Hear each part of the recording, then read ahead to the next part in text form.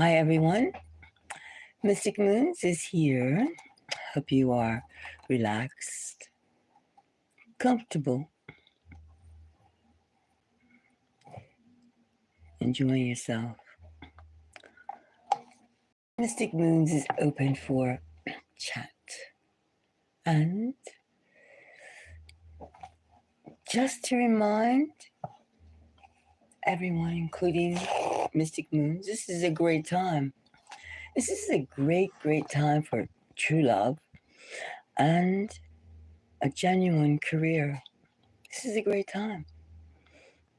Sometimes, no, all the time, in the midst of something that's crumbling, something rises. You know what's rising? You. You, Mystic Moon listeners, are rising. Rising. You know?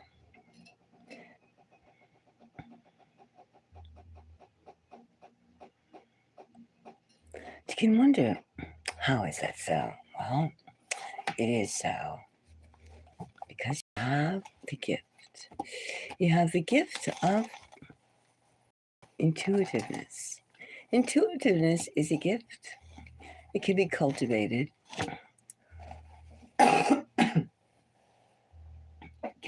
It can appear. And it is hard to get intuitiveness. You can think, what is intuitiveness? What can intuitiveness possibly be? All knowing? No. Intuitiveness is just feelings. Feeling when something is right, when something is incorrect, when something is edgy, when something is mediocre, when something is exploring. You're never wrong if you go exploring, not with a hint of something. Like a lot of people are saying, oh, everything is over. No. Certain things are over, true. But another thing is, we're just beginning. We're just beginning, which is the perfect time for real love. Not the kind of love that people just go, they shake in their boots and they like, oh no, I'm scared. No, not that kind of love. We're talking about real passionate love. Love that the wind is blowing, you feel the air, and your feelings are just as real, and it's mutual. That's real love. That's true love. Love. And a career that you feel you're not being dumbed down. You don't have to, oh, the boss is here, the supervisor is here. Not that kind of career. I mean a real career that you feel. But you go home on your time, you're learning more and more and more. That's a career. You're stimulated. You feel like you're needed. Not just bodies on the on the desk. No, I'm talking a real career. Not the games. I'm saying, hey, how you doing, gang? Hello, hello, hello. Hello, hello, hello. Woof, woof. I know I want a doggy too. I want a doggy and I want like some farm animals. I want to, not to eat or anything, of course, not to consume, but just to have. I love animals. I do. And really, it's just amazing that when you think about all the opportunities that are now, that's the beautiful thing. And I have a little pet doggy that's going woof, woof, woof, woof. That's good. Well, I'm sure you can find some kibbles and they'll stop you from woofing. Right? But this is the time for real love. And how many of you out there could, have their eyes on someone? And it's mutual. Or even if it's not yet mutual, you got to say, I'm getting that person. I'm looking. Are you looking for real, the real thing, the real deal? It takes a lot to take the real deal, right? The real deal. I mean, when you think about what do you want to spend your life doing? What kind of career moves, right? You want a job, but pays well, right, right, right. But you want a job that's stimulating. You don't have to eat the crap of somebody else's coming in there. I'm watching you with the camera. I'm watching you when you're this. Oh, please. And there are so many people that are doing that kind of like control freak thing. It's just like love. Like, you could be very much in love, but your partner is like, not secure, not secure. Or you can just go, I'm going to find that person. That's my mission. I am going, this Valentine's Day is coming up in a couple weeks, and I am going to give somebody, I like you, I like you, I like you, I like you, and, well, give yourself some options, right? Well, I mean, you can just find yourself your group of people, right? I mean, you can find your people. And that's the thing. Let's see now. Someone asked me, will they have a good Valentine's? Will they find someone by Valentine's Day? Can they find someone that they can go up to and they can go, I like you? Or somebody will come up to them and they'll go, oh, thank you. I like you too. Something. Let's see now. Is that? I'm doing this. Let's see now. Are you going to find? Let's just take a few of this deck. Oh, this is old-fashioned deck. Let's see now. All right, now. Okay, 3 of those. And let's see now. Let's do some pussycat cards too. That's always good with love. All right. Now, let's see. They all seem to be in the same size. Let's see. Now, first of all, let's see. Are you going to find? No, we'll just leave these to cut. No, we'll just do these first. And then we'll see if you are going to have an interesting Valentine's Day. An interesting Valentine's Day. I hope so. Let's see now. All right. This one. This one. Are you going to have an interesting Valentine's Day? All right. This. Okay. Now, let's see. Let's draw. Ooh, the 10 of Cups. The 3 of Pentacles. Oh, look at that. Ooh, there's a good chance. There's a very good chance. And a 7 of Swords. Well, there's somebody that has their eyeballs and heart on you. Somebody who's like, but they're like insecure. They're insecure. A 7 of Swords is insecurity. It's like, I can't directly say to the person, I like you a lot. Somebody feels that they are inadequate about coming up to you directly. But, well, they may be afraid that you're going to shoot them down. Well, look at these. The Sun. The King of Cups. The King of Cups. And the Magician. Well, something is going to be very interesting. Maybe there's 2 people. Maybe you're going to have 2 people come to you. The Sun. The King of Cups. Well, it almost looks like you're going to have 2 people. Someone has lots of confidence. The Magician, the King of Cups, and Sun. Oh, somebody is really shouting from the moon. Somebody has, hey. And then this one is also feeling very enthralled, but is a little insecure. I would say you're going to have 2. There's 2 people who are going to announce their feelings for you. That's going to be interesting, isn't it?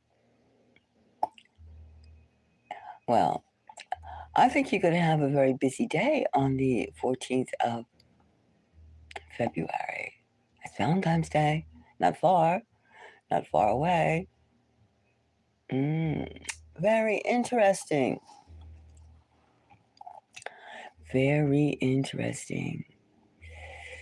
Well, you're going to be busy.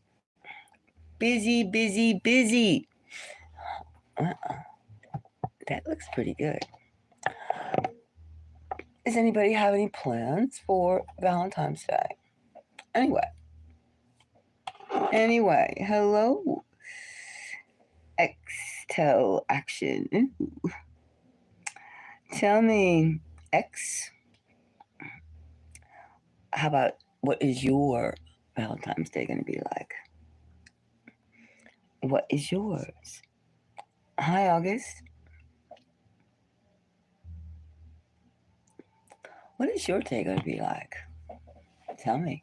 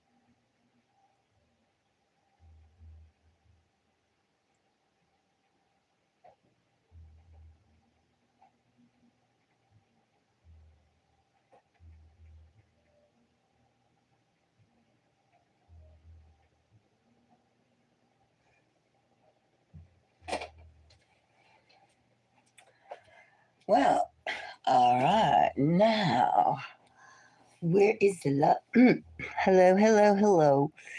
Hi. Well, you know, did anybody go shopping lately today? Something like that?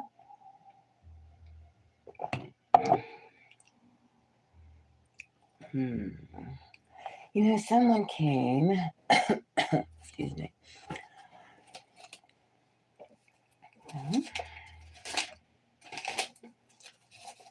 Hmm. Well, yeah, anyway.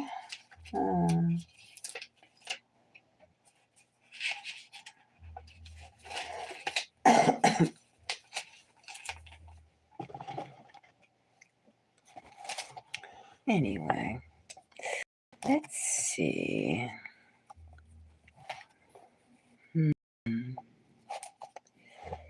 If we have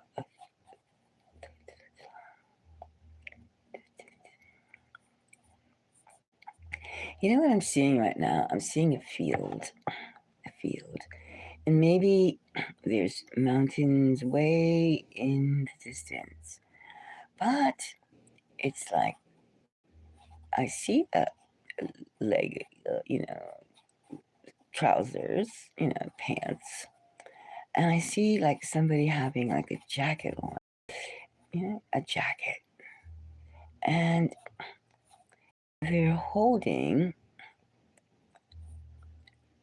the hands of a child. Now, I'm going to see a child with shoulder length hair. I'm seeing this this image, shoulder length hair. I'm happy too, dad. It's like it's a good thing, and it's like dad, and holding, holding in Dan's skirts. It's a little girl, and she's all, happy, little girl, 4 or 5, yeah, and she's just, thinking merriment. It's like she's dancing, she's happy, and she's happy. She has a little hairband on too, and she's like,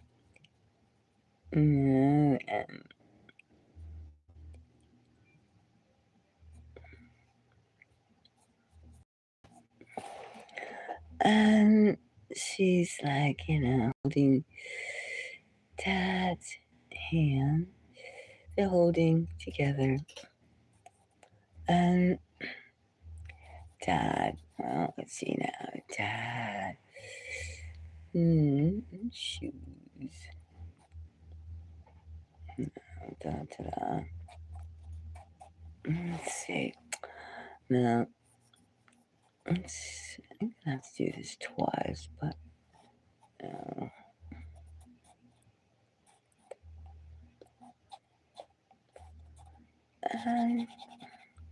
like pants.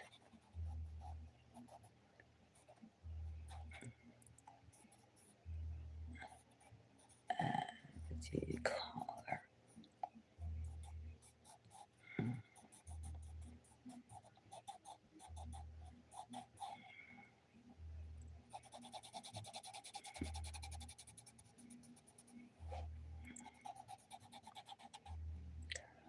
Sometimes when you make a scene, you kind of like push it together, and you just gotta kind of just go with it until you could flush it out. It's kind of like what this scene is.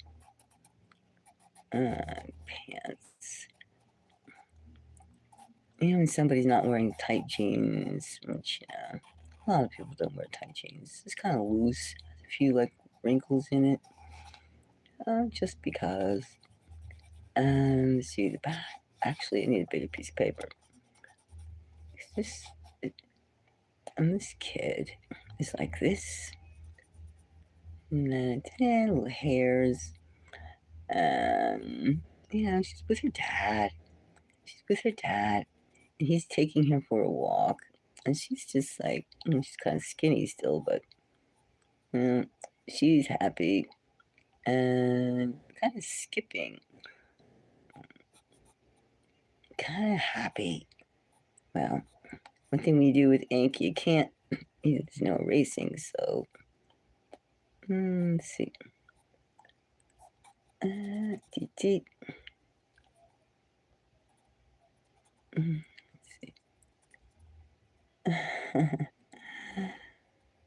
Let's see. Well, right?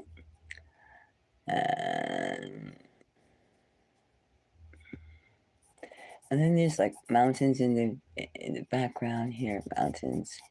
Why not? In the distance. But there's a whole bunch of grassy things.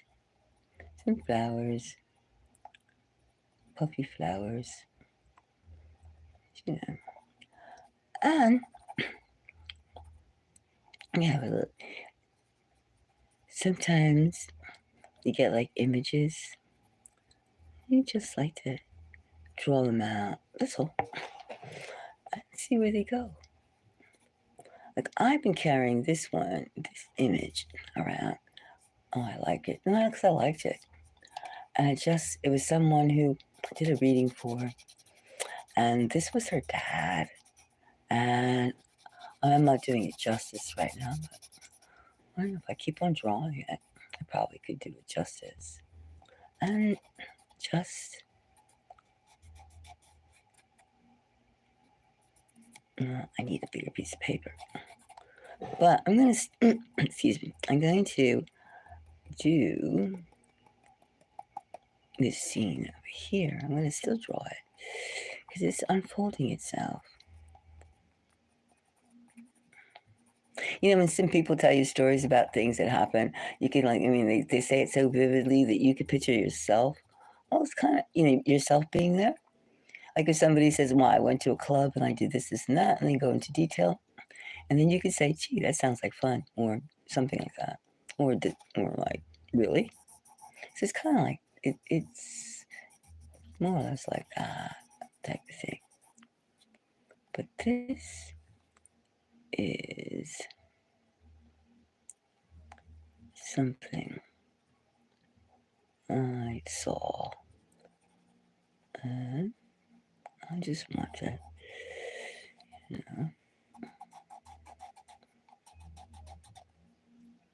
I just kind of want to work it.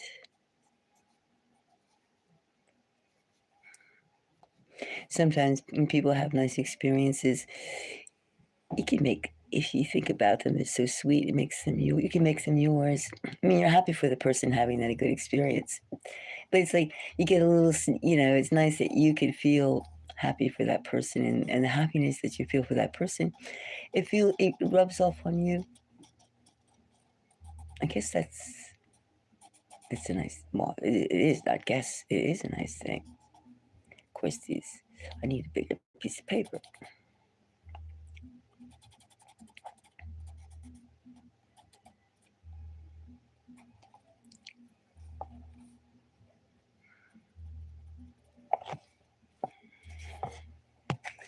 Yeah.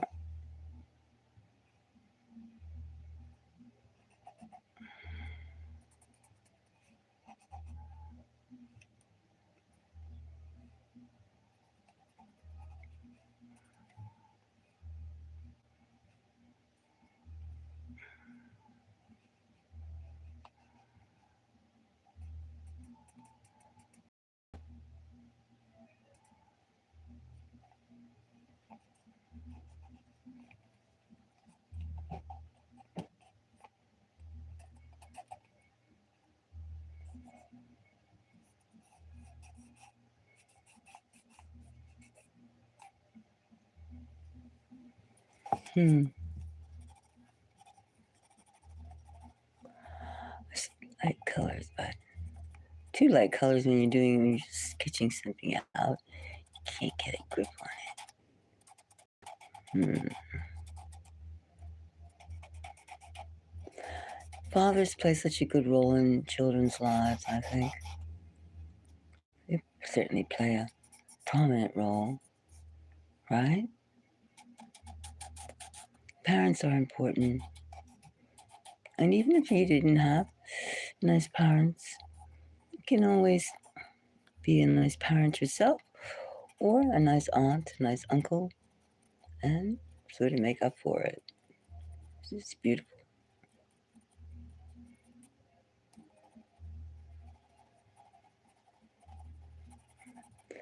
Grass. I haven't stepped in grass in such a long time. Have you?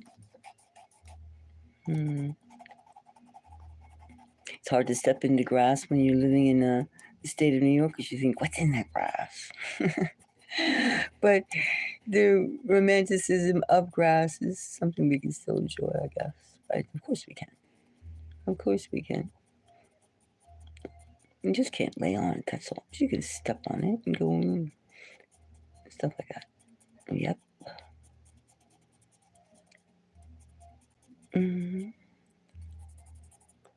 Yep. That's something.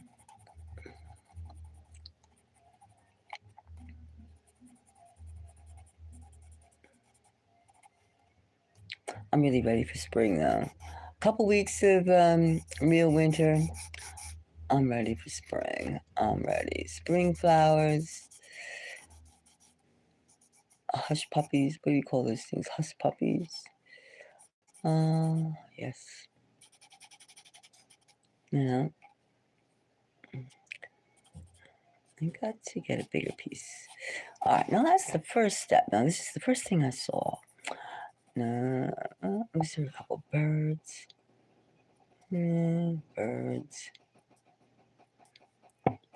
But there is more to the top. The person's too stout. I need to make a person more linear. And then for some reason I saw a suit. It could also be, let me say, what else could, you know what this could also could be? It could be like a hoodie. A hoodie. How do I make a jacket into a hoodie? I see a hoodie on this. Well, well, when you think about a hoodie, it kind of drags in the front, right? And it's usually kind of darker.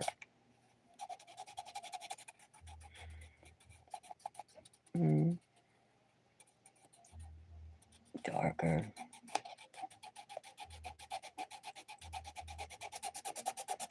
Pen. Didn't feel me now, pen.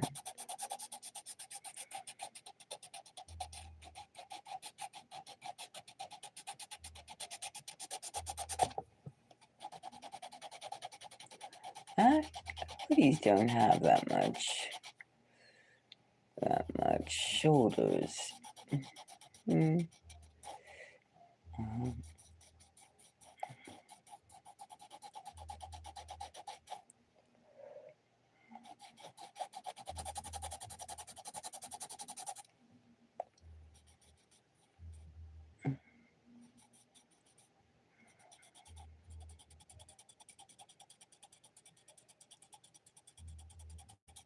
Hmm.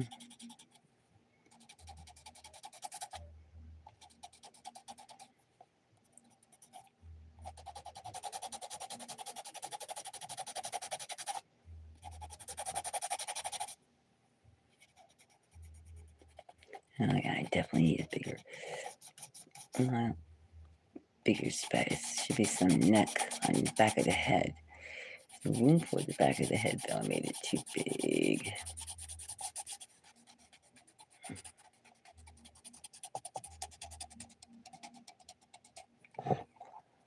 Yeah, still got baggy pair of pants on. Of course. I need a bigger pen. Where's the bigger pen? Well, maybe I need just another. Is it working? It's working. It's very thin.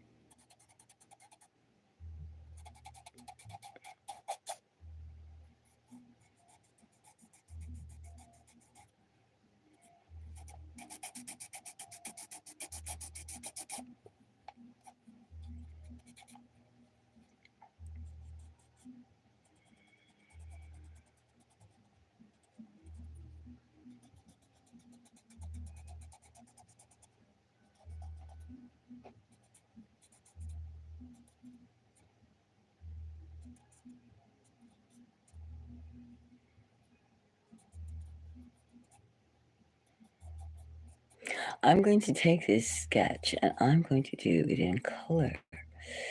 I'm going to just use it. First of all, this is the beginning. This is for someone in particular, actually.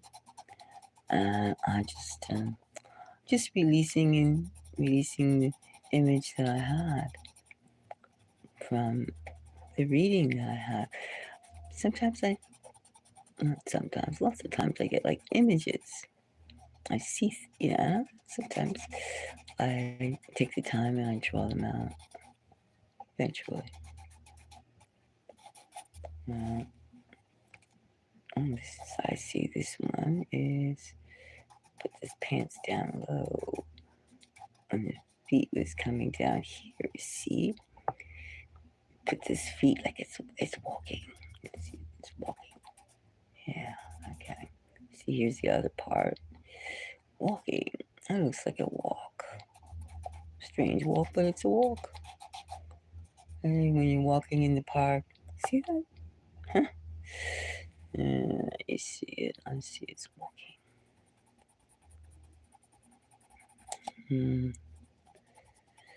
Does anybody draw? Did your dad ever take you to the woods? Walking in the meadow, in the park. Just feeling good. just to connect with, and you were feeling happy that your daddy took you.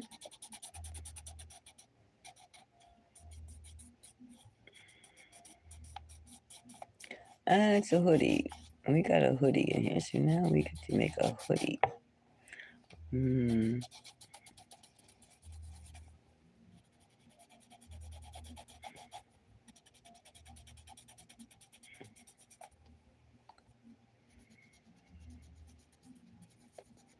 A hoodie.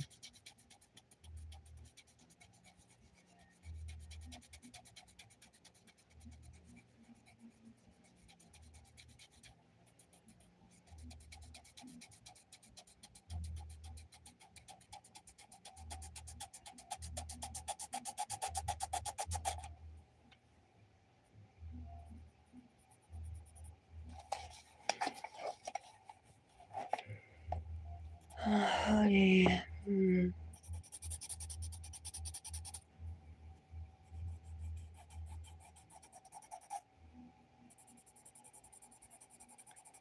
Well, anyway, new love is here. It's a good time. You know, the more you find out about things, the better it is, actually. I mean,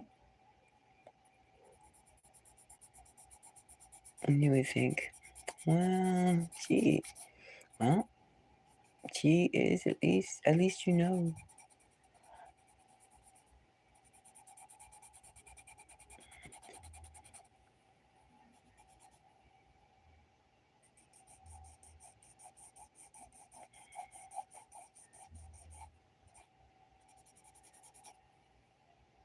I love hoodies.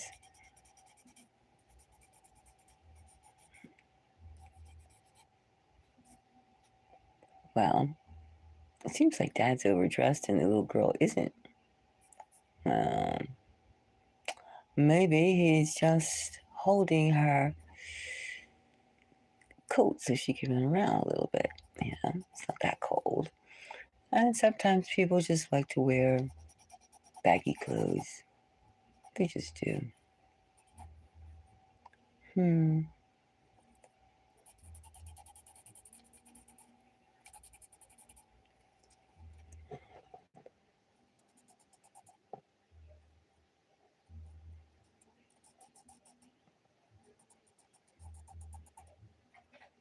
How come one leg is baggy and one leg is not?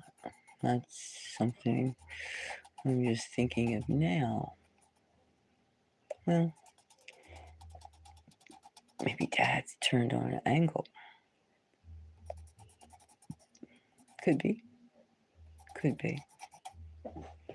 Hmm.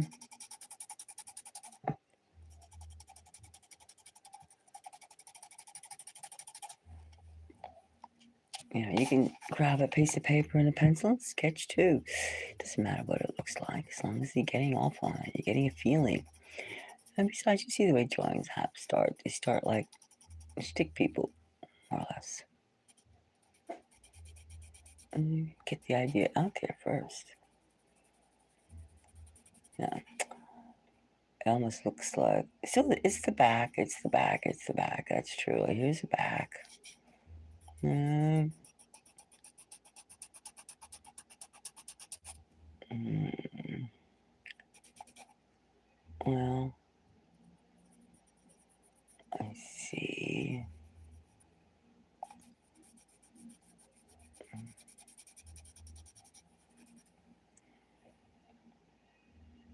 Hmm. See, the thing is, this is a memory.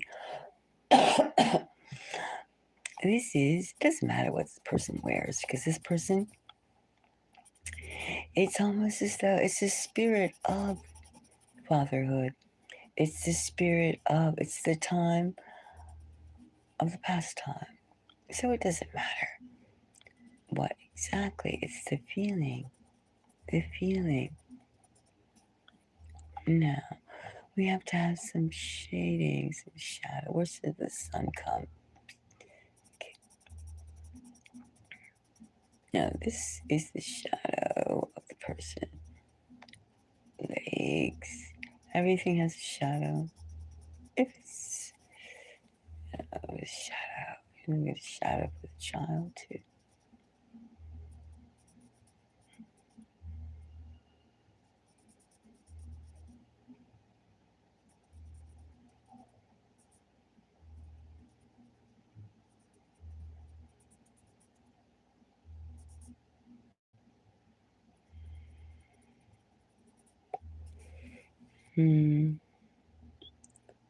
Actually, no.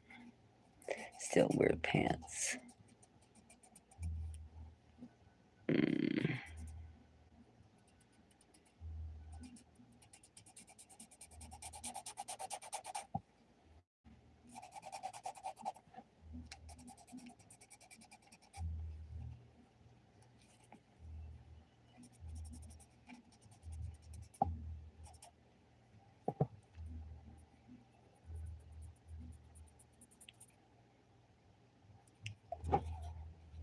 Well, let's start anyway.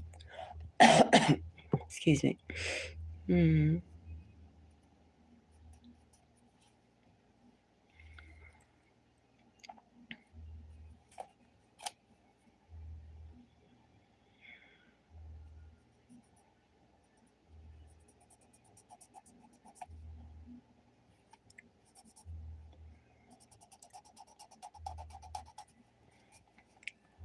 Hmm.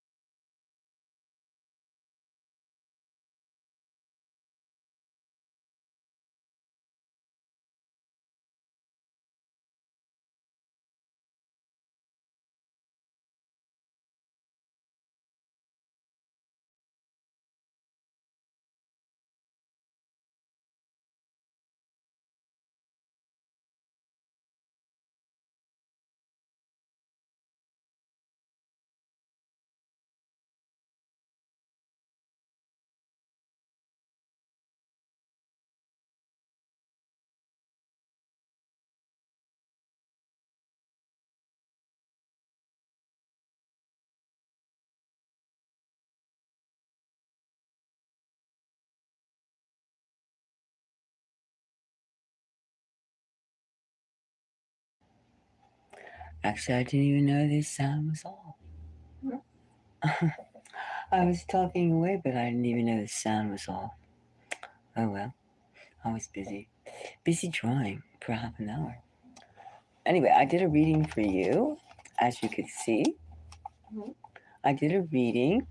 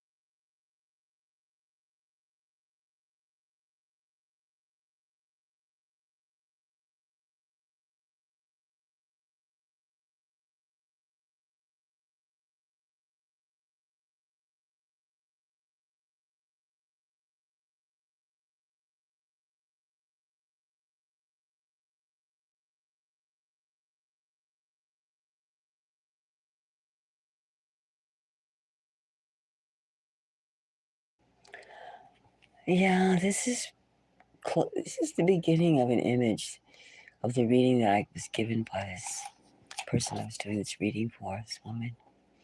And this was about her daddy that died. And this is the first sketch. But this is, her as a child. Daddy was like taking a walk in the field, having a good time. And of course, there's no room to put more of his top part in. So I'm going to have to do this one again. Again. Of course, I knew it was going to be, but I wanted to like get it out a little bit and start it. It's always good to like start from something. But I see.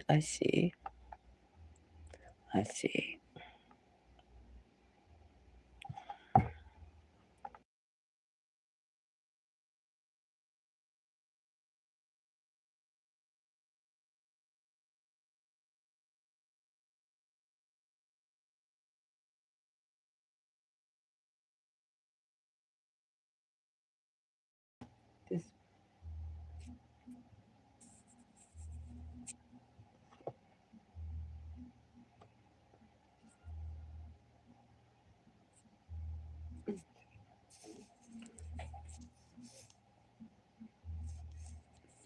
I take it as.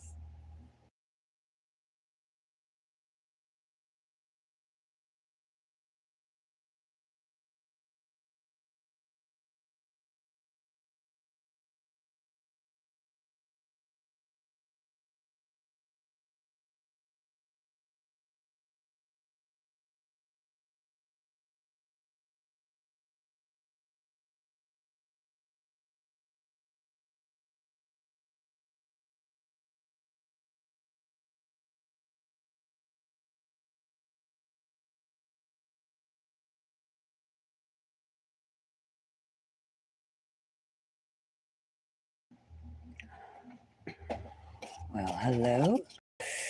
Hello. Let me see. This one. Up. Oh.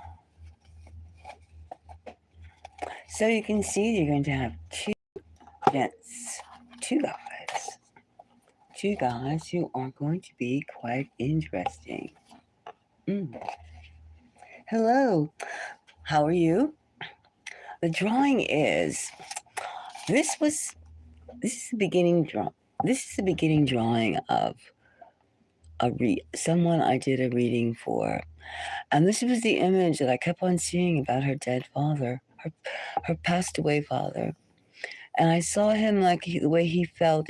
She wanted to know if her daddy was around, and I said yes. But this is how, in timelessness of the afterlife, that he felt towards her. Like she was like frolicking on a country walk. He was holding her hand, and she was like feeling all giddy and happy. And she's around like 4 or 5 years old. And to him, he in his spirit world, she's always that age, and he's always like guiding. And there wasn't enough room to do more, but I'm going to do it again. So they're walking, and that's this is the beginning. There's a few flowers, like dandy puffs. What do you call them? Dandelions, and there's some mountains in the horizon, some birds, stuff like that. But he's wearing like a pair of loose jeans, not too tight. And then he at first I saw him like in a suit. Actually, I was trying to get the clothing right. Then I said, no, no, no, no. It's a sweatshirt with a hoodie. It's kind of loose. He has like a tank top on. Like an undershirt, which is why he just threw this thing over it. And loose pair of pants. He has some sneakers on, just old shoes, just like tromping through the woods. And she's so happy. She's so happy. That's what it is. And it's in the afternoon. But you can see that, right? When when you pass on, you can be any age you want it. Anything could be any age or any time. And I just felt that her father was around her, and this is how he felt. This is how he felt. So I felt like, I start sketching it and getting it. It was in my brain. This image was the image that I saw when I was doing the reading. And it just imprinted so much that I decided that I was going to sketch it. And then I'm going to take it into pastels. I'm going to make it brighter. I'm going to make it colorful. I'm going to make it that time of the day, because that time of the day was an important part of it. That's what I was doing on that drawing. Sometimes I see images of the people that I'm doing drawings for, readings, and I just take them into drawings too. That's what that is, CJ. How are you feeling today?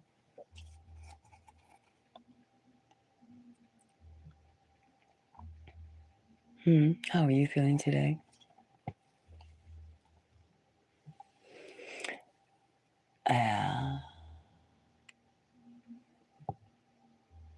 But you can see that, right? I mean, this is a spirit daddy, and this was where he was at. See, he's walking. And he's walking. Of course, I have to put something up there. I just don't like the drawing cutting off there like that. But as I said, I was originally drawing a loose pair of slacks and a jacket. And then I said, nah, that's all wrong. And so I changed it over to funky pair of jeans and a hoodie. Well, I could make the hoodie better, but you get the idea. And she's wearing a little summer dress. It's cute. White top and a little like red or purplish thing skirt. And she's dancing around. She has tights on, something on. One leg is up, one leg is positioned. You can see the shoes over here, if you can see that. Anyway, and they're just walking, having a good time. That's what I'm doing. That's the joy. And I gave my reading. And that was good.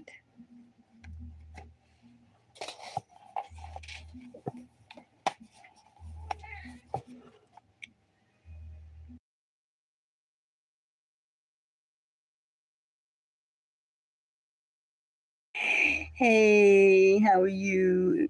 Hi, Izzy. How are you? Hi, hi, hi, hi, hi, hi, hi.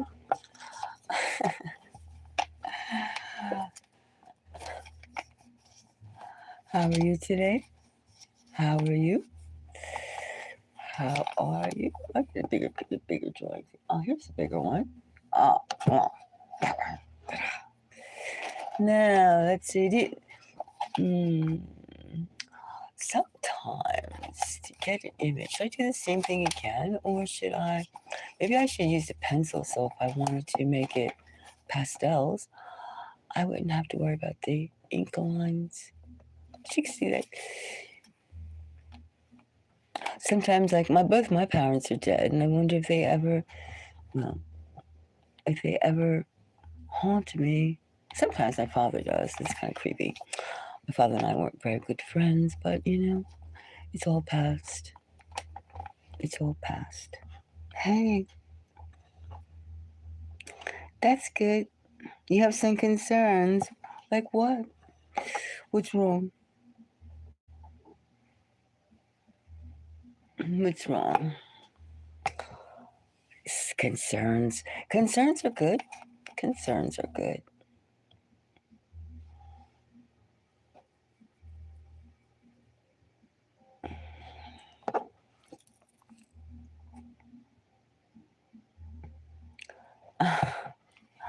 This looks like a tarot card. Not to me. It's the same size, I guess. It's almost the same size. Yep. It's almost the same size. No, but this is just a cute little pad. You know, I have lots of things in it. What's this? Where is this? What is this?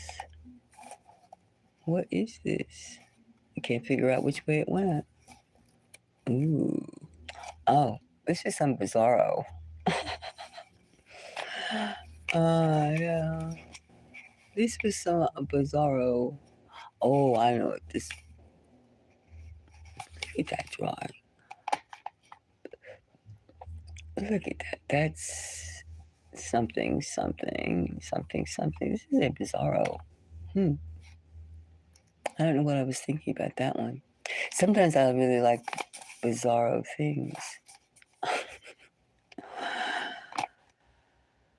Oh, it could be a couple of things. Look at that drawing. Look at that.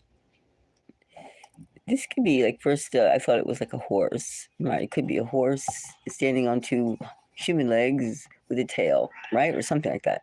Then if you look at it again, it could be here's two eyes. Let me show you. Here's two eyes, right?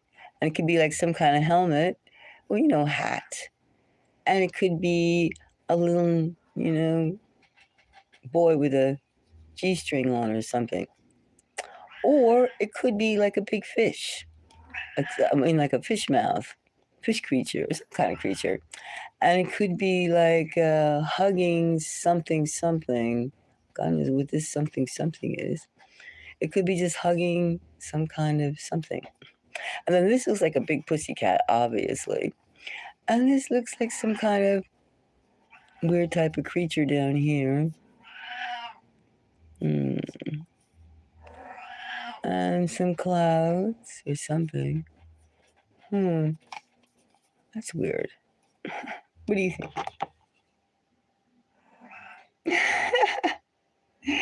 How much for a question, Izzy? Well, you can. Well, you hear that scratchy voice in the background. That's cat food. Well, it depends. I'm just easy today. Not too easy, but you know what I mean. A donation would be appreciated. Either do Cash App or buy me a coffee, depending on your question. But I'm letting you decide, and then we'll see. Oh, here's a look. This looks like a deer. Look at this. This looks like here comes a deer or something. A moose, right? Here's legs and body and a tail. And this looks like some kind of cat here, right? Or something. Something. Maybe this is like, oh, it's amazing sometimes you can see like so many things in a quick sketch. I mean, so many things. You don't know what it is, especially if you just like do a whole bunch of sketching all over the place and just leave it. I do have some interesting type of sketches, though. I mean, I like weird things these days. I mean, I do realistic ones, Hudson Valley, river schools type of things, mountain stuff. I do that. I like that too. But sometimes I also see other things. It's interesting, almost like a bizarro world. Morgellons is there. Don't think of like wormies. No, don't think of wormies and stuff like that. No, no, no, no, no, no, no. No. Well, it's kind of hard when you're using like some of these gel pens aren't really like gel, they're more or less like razor. This is just strange. I mean, like this one here, I should go around and see if I have a better pen, a gel pen. Let me see, a better one. Let me see. Here's a. I don't want a fat marker. I want a skinny one. These are fat ones. Nope, not that. These are just. What's this one? It's just working. Well, somewhat. No, I want something with a more fine pen.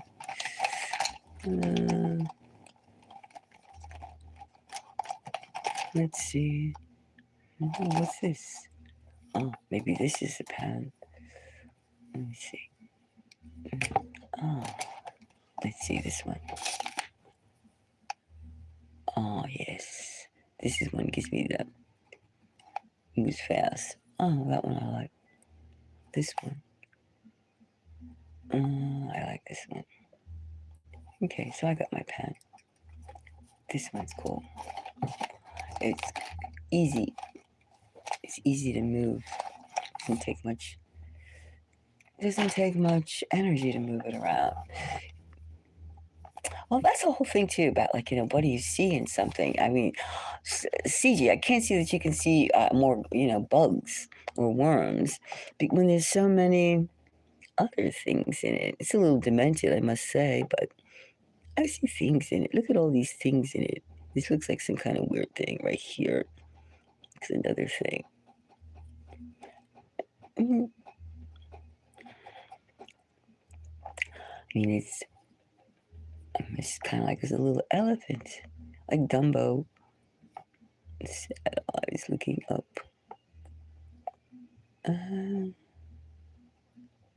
Little things. This thing looks like a boy, and it looks like a horsey. Could be two things. And this, it almost looks like some kind of indecent thing.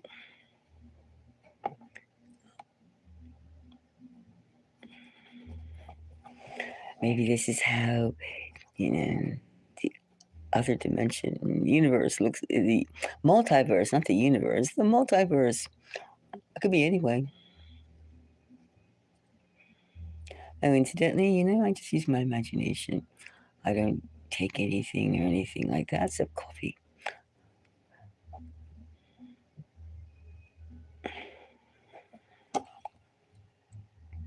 Oh, you donated grids. Oh, little tricksters. Oh, okay. Let me go see what did you donate to? Let me take a look, okay? Hold on. Let me see how much you think of me. Hold on. I'll be right back. Let's see.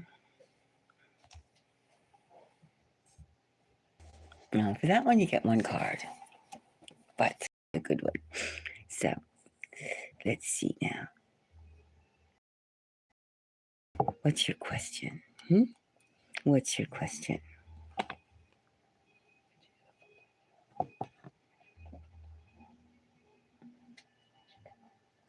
Oh, okay.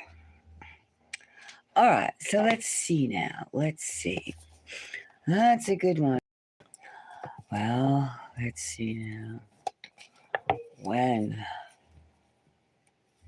All right. Now for that.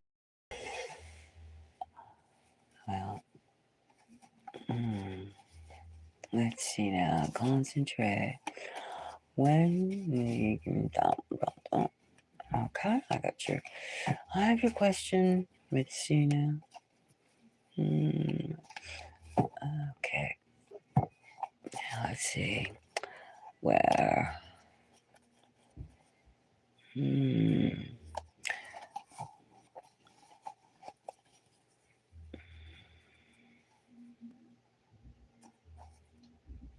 All right.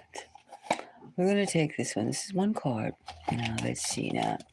If we can get some sort of summoning vibration from this card. Let's see now.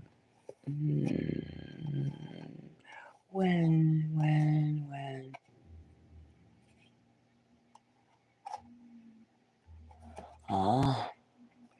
We have temperance, which is patience, patience, patience, patience. This is saying basically that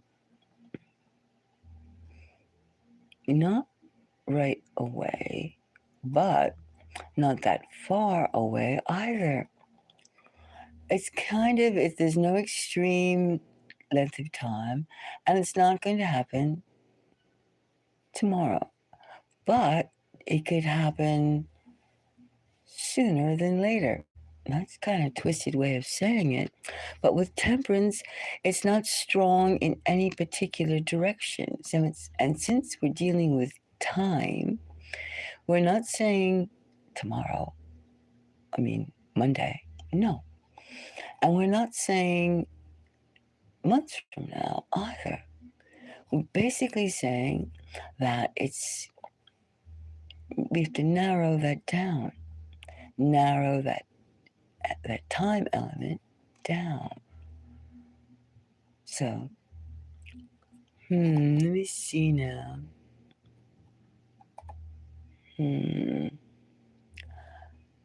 Now, we do see like some sort of rainbow, and I'm not putting it into these are old cards, like 80 years old. So I'm not putting any type of innuendos on that. However, in terms of timing, right? In terms of timing, I would say after a rainy spell, after a severe moisture spell, rain,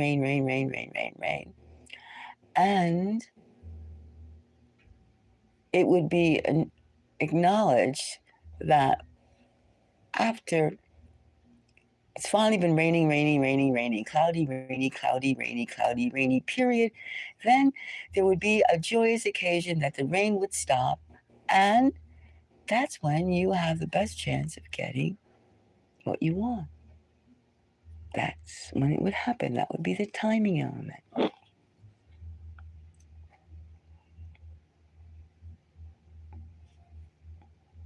So that's what I say. All right. And that's when I would say that now that's the closest for that donation. But I think that I can definitely see we're going to go, after you go through this period that it's going to rain a lot. Rain. And usually it rains, well, I'm in the northeast of, New York in the mountains.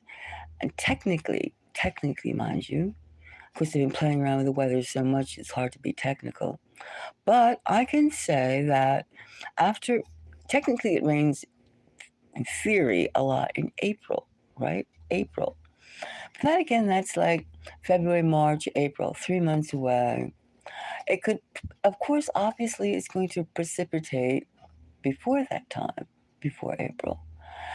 And I would say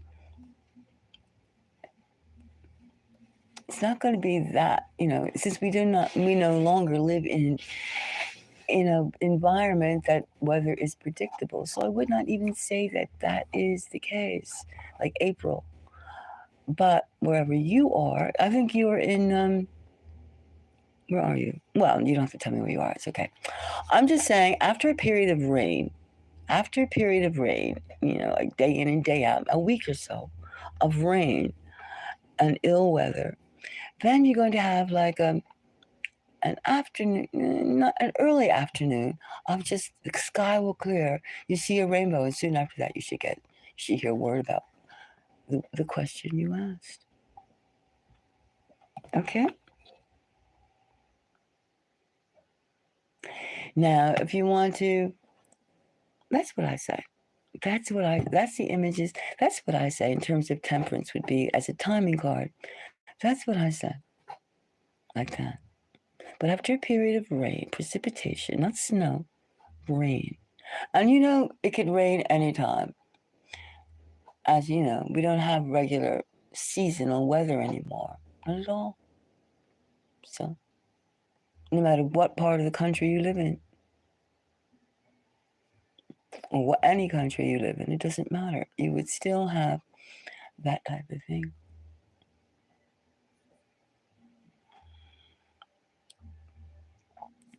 So, okay. Now, fairies. I'm going to go back to this. Well, oh, I see now. This is bizarre. Look at this. This could even be. I don't want to get lewd here.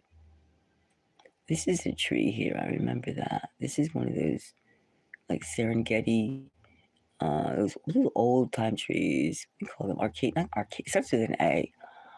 I forget the name of it. I haven't been to trees for a while. Naming them anyway. I mean, other than like oak, maple, stuff like this. This is not the type of tree. This is a tree that's found in, like in the Middle East, in Asia. This is an Asian tree. I could say that. Yeah, this is an Asian tree. Now what this is? Oh, here's another tree. Yeah, that's another tree. This is another tree. Oh, it's getting too fast. These trees are like skinny because they're like built for desert hot weather. But then again, this is brush.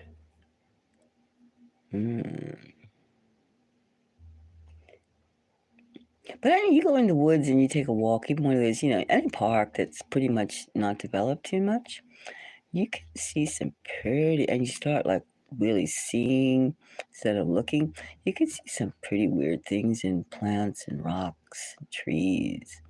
Pretty weird. I find it quite interesting puzzle.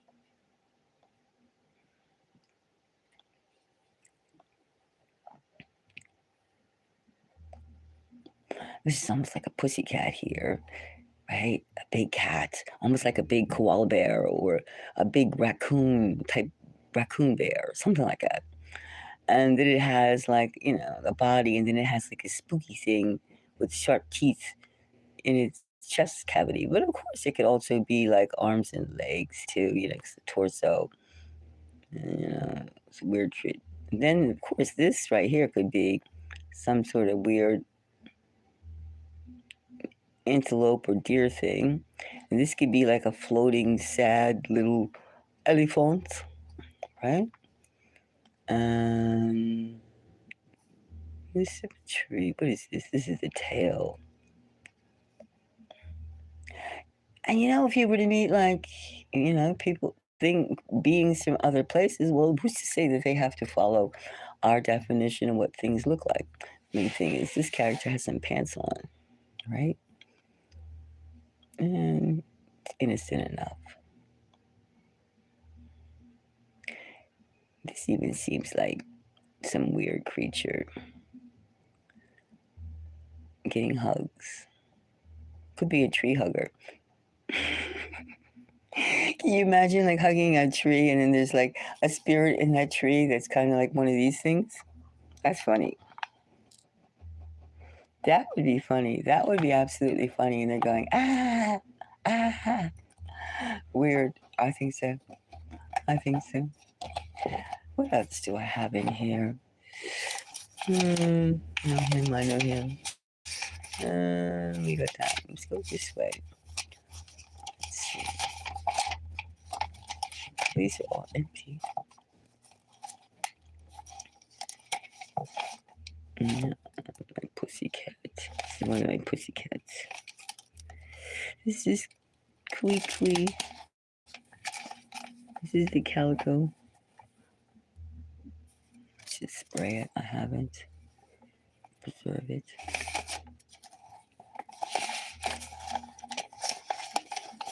Who draws? Who draws? Does anyone draw? And what's this? Oh, that's some kind of computer language I was doing.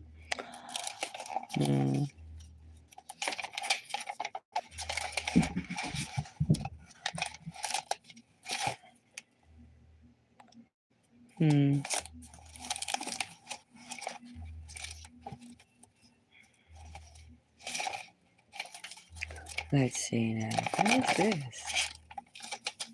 What's this? What is this one? I don't know what that is. Well, it looks like two. Well, let's see. What could this be? This could be someone who wears a little tiny hat and ears. Let's put ears on this. Ears and neck. And I'm in love. Somebody is, this could be a little fat pussycat, well, or something, some pet. Put some ears. And we can put this as a tail. Of course, I know it's something more than a tail.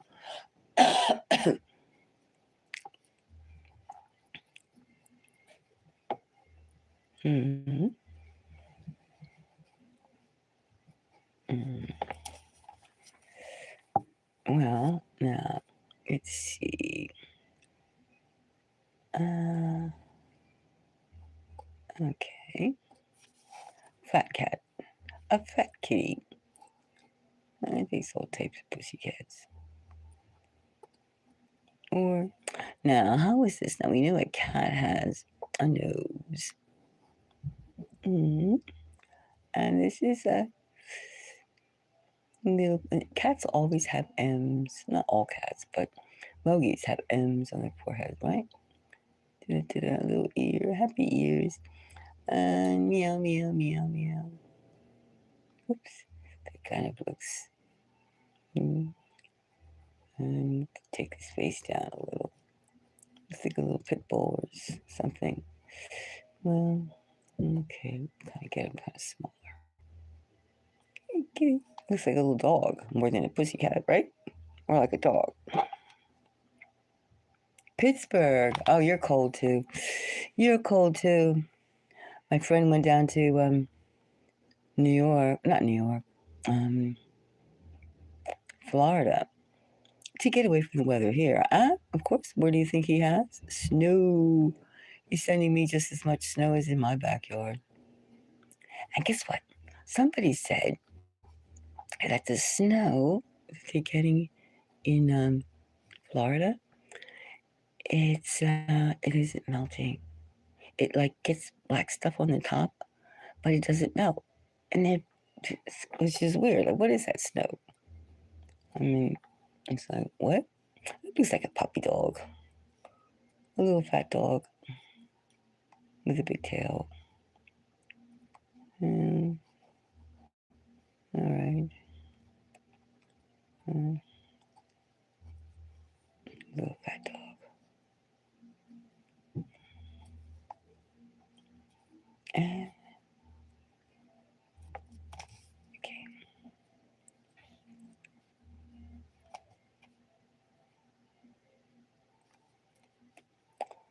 you know, something like that. Whoops. Oh well. Somebody has a pet dog. It's a happy dog. But let's go into diet dog. Have you seen that picture of Lizzo, that entertainer?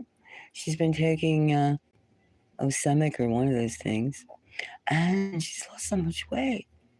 I was having the feeling, my God, she's probably going to get skinnier and skinnier and skinnier. But she, she's happy. So,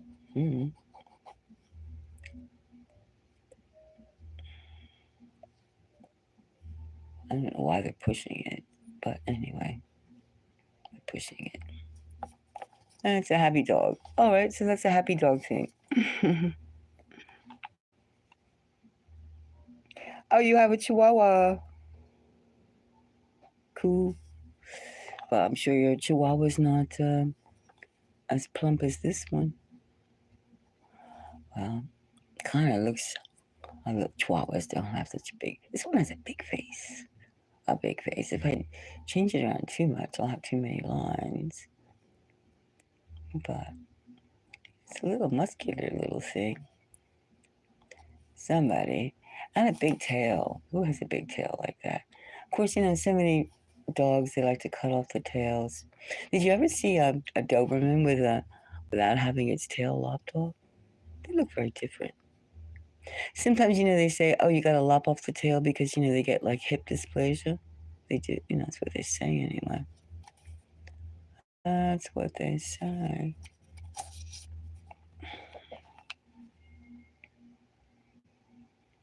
Every pet is an emotional support. Every pet. Both ways. It's a two-way. It's a two-way thing. I mean, it's an emotional relationship. Of course, it's a support. Make a way to make you sign papers and say, "Oh, this pet is."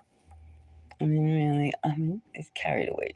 It's you have an emotional investment in your pet, all right? Emotional investment. I do. And I just got to figure out. I was thinking, I'm like getting tired of being in the mountains. I mean, I love the mountains, but I think certain places draw certain people. Don't you think so? Certain places draw certain people. And when you're in a society that's as fluctuating as the one we're living in, it's very hard to stay in one place. You know what I mean? It's very, very hard to stay into one place. For Pacific, I mean, every time I go to someplace, I move. I have a whole set of, I get a set of things I want to make, I don't know, images. And well, they just come to me in the particular place. Like, I wonder too if I had ever stayed in one particular studio, one particular place, and what would have been. But that was not the case. But every time I move to someplace else, I get like images, and it's interesting. It's interesting. But I wonder too that you keep on, that it could be the residue of the last aura of the last person that was there, or, since the beginning of time, what crawled or walked or flew in that area. I don't know. It's very, it's very interlocking. It's very interlocking.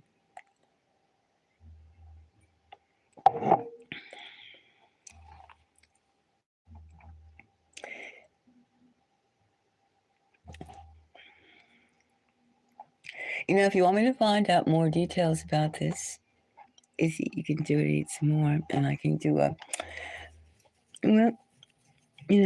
a speak card reading. But you got to think about it. Think about like what more details that you want to know, or P's and Q's, more P's and Q's, nodding the eyes. You can work into this. But right now, I see. When it says temperance, it means in terms of timing, It definitely means not tomorrow, but not like you know, too long from now, a suitable amount of time. And then since it has that rainbow, that whole sensation of cloudy to bright, cloudy to bright, that is an indicator as well. An indication.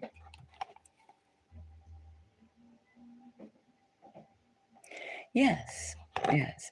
And even two people are wondering that if deja vu is a sign of the multiverse. And then you think of the multiverse. Now that's been, that's going around pretty heavy in the physics in the physics world. I mean, it's been going around in the spiritual world for endless times, and that's what's so freaky. That everything now is they're putting everything magic and all the sorcery things. It's all intertwined. It's all intertwined. And then you really wonder. They're saying things that spiritualists and people outside the mainstream of things would say, and now they're saying this is what it is. They're telling us. And anyway, the multiverse is like there's what ifs, like if you did this or if you did that, and there's many of those continuing actions in different competing or parallel universes of the same thing, worlds. I mean, it's trippy. It's trippy. It's absolutely trippy. It's trippy. Very trippy. And one wonders. One wonders.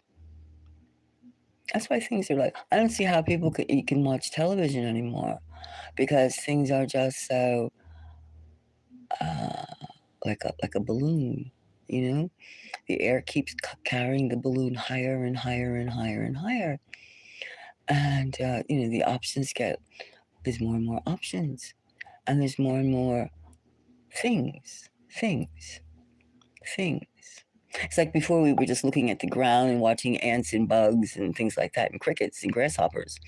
And then we noticed that, like, there's birds and stuff like that, different types of birds. And now we look up higher and there's clouds, and we look up higher, there's, there's the stratosphere, there's stars, there's planets. I mean, it just goes on and on and on.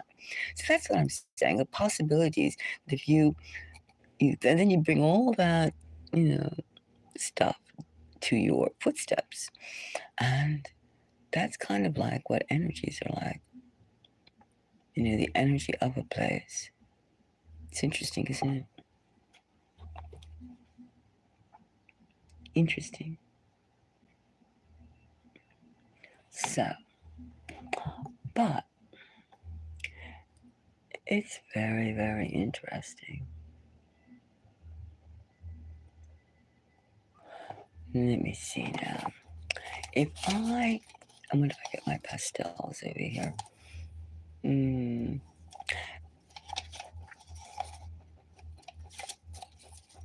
you want to see some? I can show you some Joel. Let me show you. Let's see. Maybe another piece. I'll be right back. Hold on.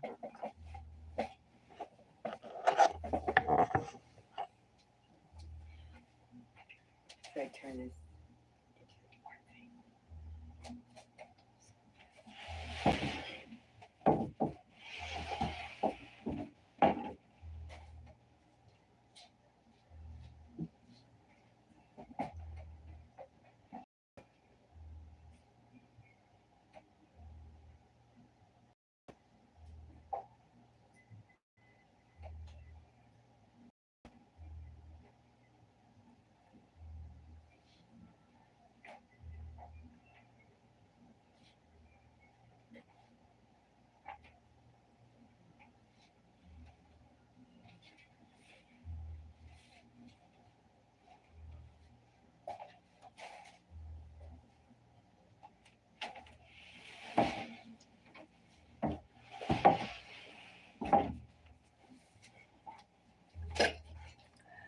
All right, so I'm back. Okay, so anyway, let's see. This was like when I was living in North Jersey when I saw those drones. I mean, this was a sketch I did just outside of my view. This was the view I had. Let me move this one. was the view that I had. All the mountains. This is like it was a 50-mile view. And it's all part of the town. Very working class place. You know, they have factories that used to be operative in the 1800s. And this was a bridge. I haven't looked at this drawing. And they used to put like sometimes the cops would, one time, not sometimes, but they used to bury bodies in here, this patch of brush and houses.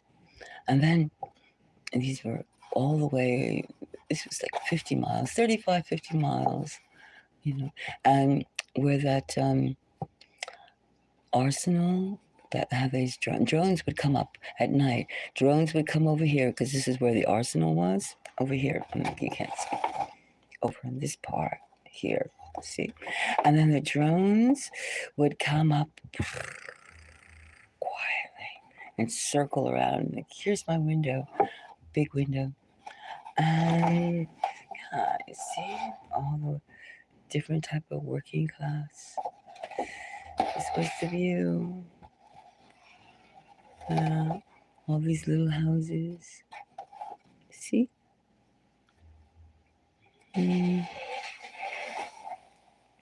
All these little houses. Yep. And mountains. Yes. And this was like they have these weird type of phallic towers. I don't know what they use them for, but it was old. And these are buildings. This was the state building here in the midst of all this. Yeah. And this is the old bridge. This is the Passaic River.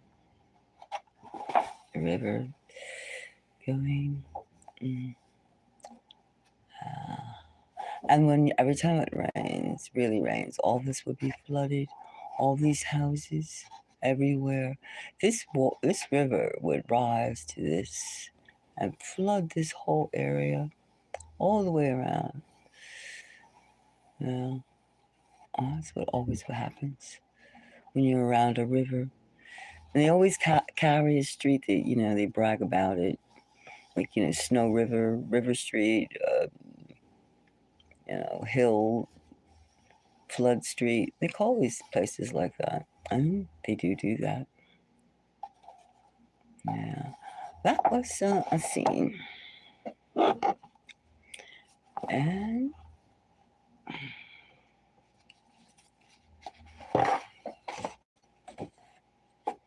here was the scene. Wow, it was a quickie. This was in another wooded part. This is kind of like this one. Yeah, that was a pretty scene. See?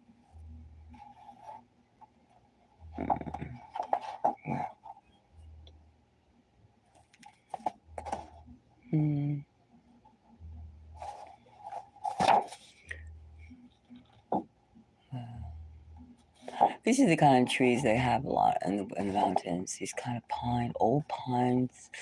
These type of weepy limbs.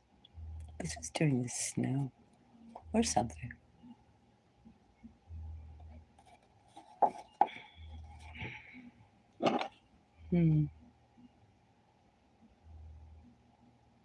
Yep.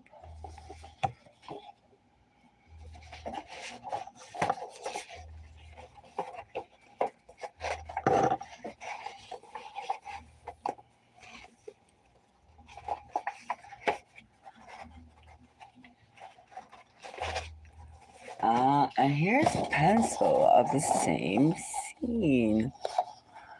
A same scene. I like that scene. Did it a few times. Same thing. Can't see it very well, but because it's not really. I didn't spray it or anything, but it's all kind of monitored. See, they walk down there and around this big lake over here. See? But you can see the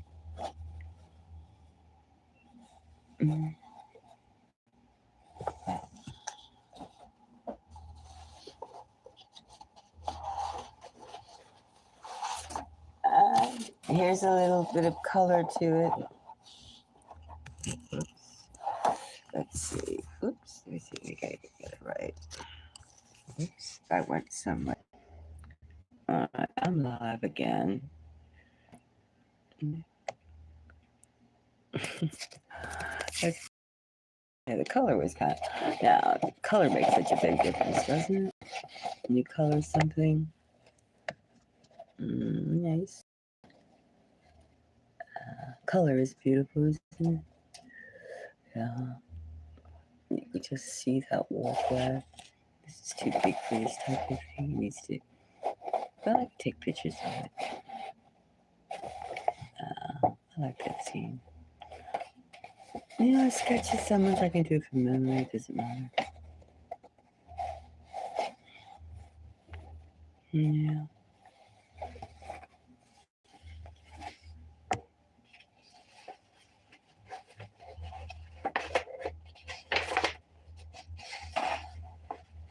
Here's some scenes of.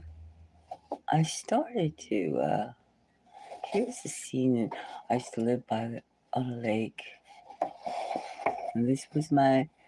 When I stepped out, I lived. This was the dock, and this was the water, the lake. That was the lake. It has many different colors.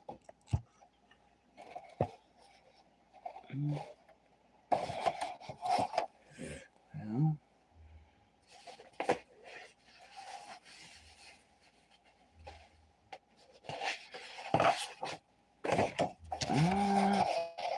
this is a winter scene of the lake. The part of the lake, anyway. Cold, all snowy. It's probably that way now.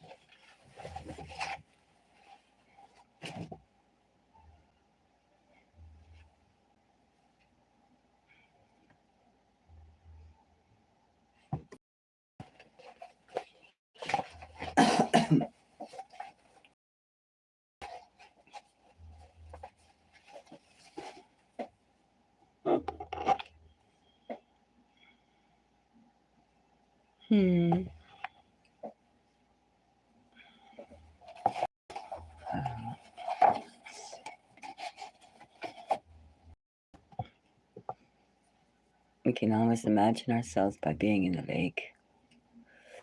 Being in a lake and seeing things. When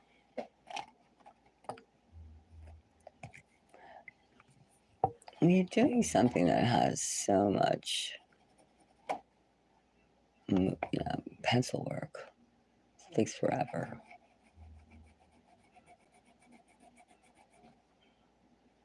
That's not the one I want.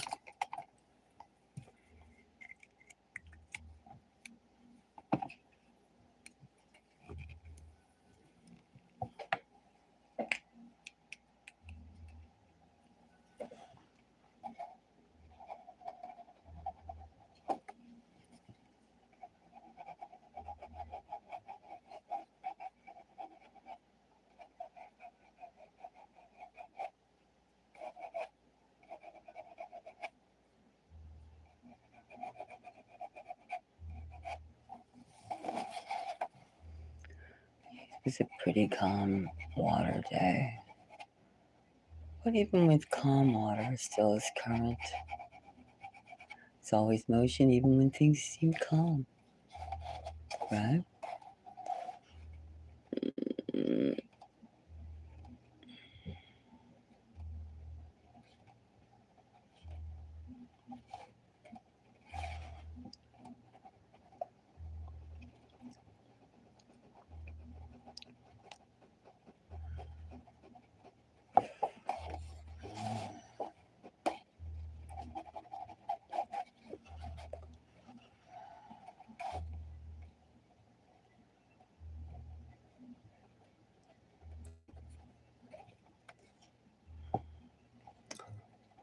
Hmm.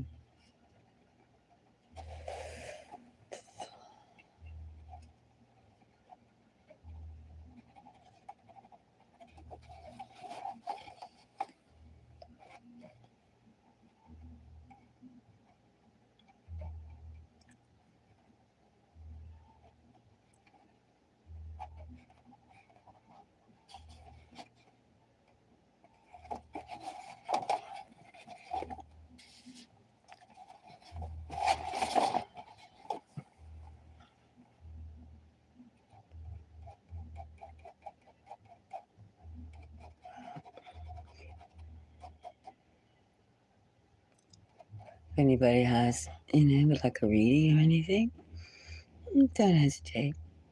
I'm just sketching along, having memories,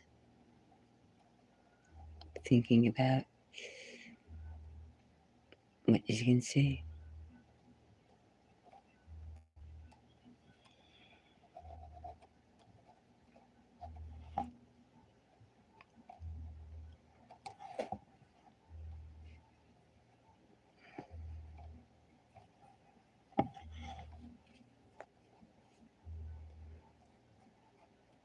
In a way, like drawings are like poems. You put them down, and then, moments, you kind of like go into something else.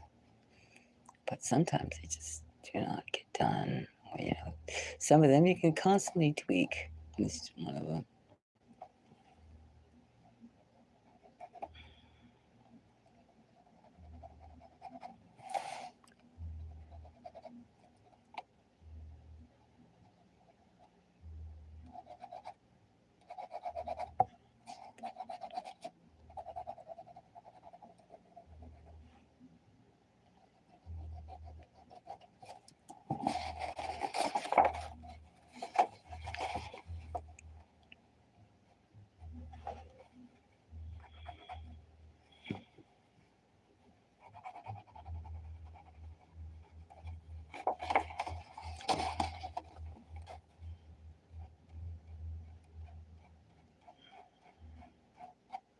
It's amazing when you see a lot of lakes. Of course, there are dirt in the bottom of it. Sometimes they just look so brown. An olive brown, olive green. The colors are so muted. I think this was the beginning of spring before the lushness came in. There's still like branches everywhere. Branches. If you ever look at the woods without the leaves, it just continues and continues with sticks, branches, wood things. And then sometimes the miracle, the buds start coming in, and you go, oh wow, look at that, look at that, look at that, look at that. And you go, it's interesting. Spring comes, and the winter is beside itself.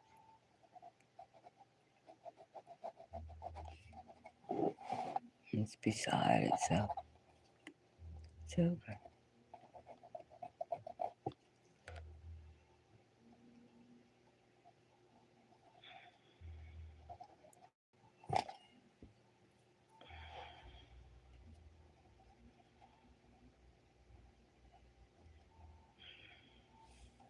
That's why it's so much easier in a way just to use color, because when you're drawing, it requires so many strokes, so much energy, doesn't it? See, all these like lines to make a scene, and then you find like, where is the wave? These are all the little currents going so many ways. There's lots of fishies too, and used to come hang out. Used to feed them daily.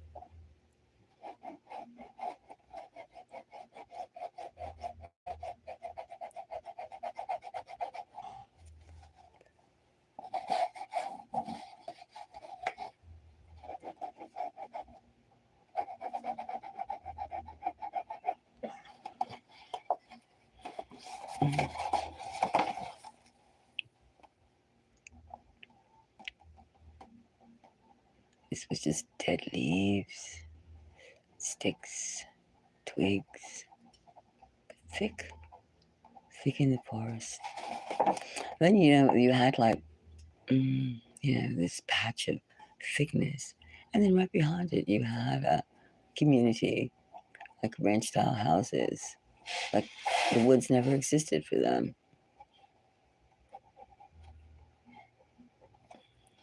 Of course, this property was like a hermitage, was a hermitage.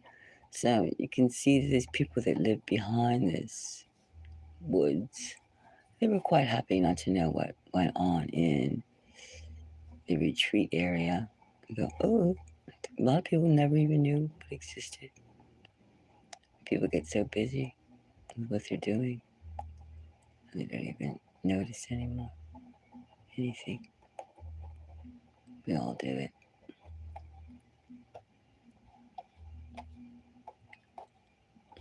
This was overhead, I remember. This this right here is overhead. I guess. Let me see. This should be more dominant.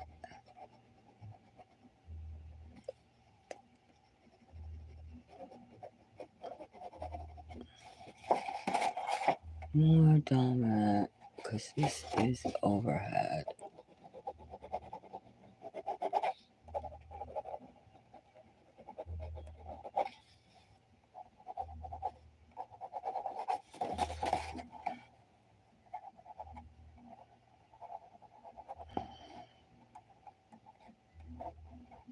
This was April.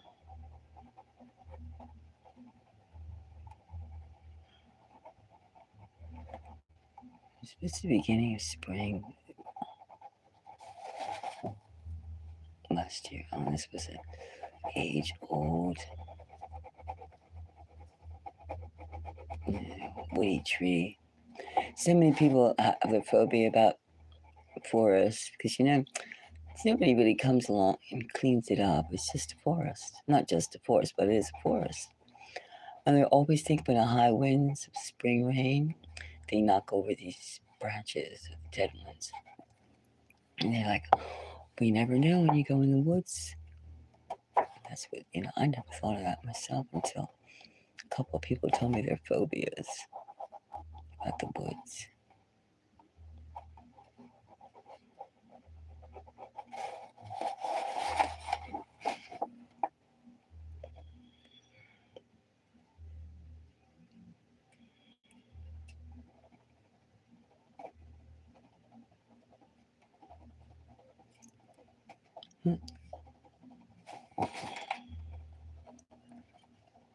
Well, if anybody would like a reading, you can interrupt. It's okay. These things are endlessly always being worked on. I just haven't looked at it for a while. That's all. But as you can see, a lot of things need to be filled in. Get the density. Take forever.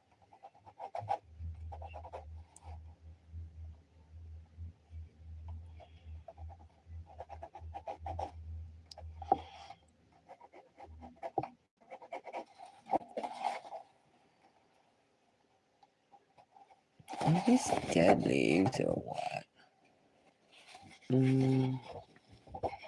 Leaves. What are these leaves? Ah, I see. They're like little leaves. Little round things. And they have, well, it's the beginning. Little leaves coming in after the winter cold.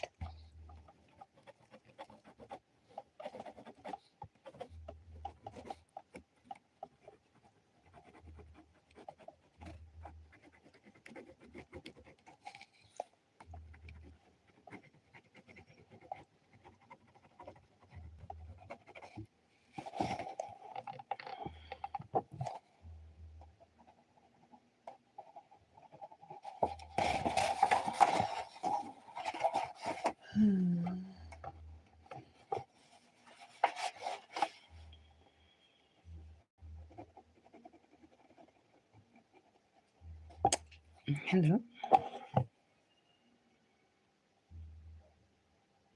Yes, the elements of air, the elements of water, uh, and time, time, right? Time. What is time?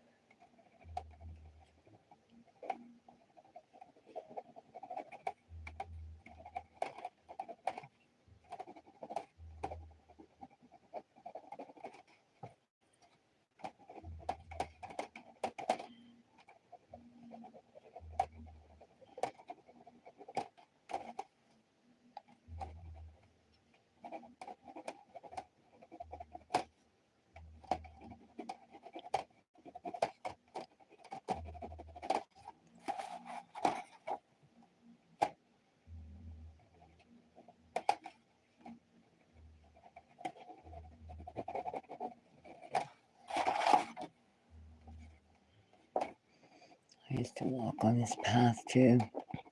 It's good exercise.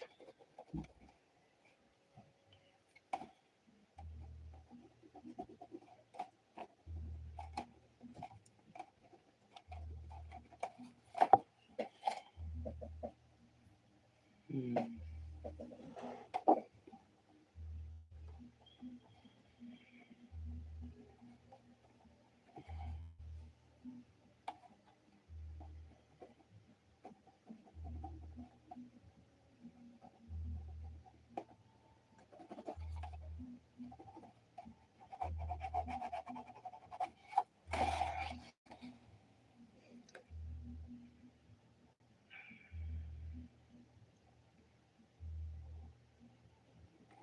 Well, what do you think?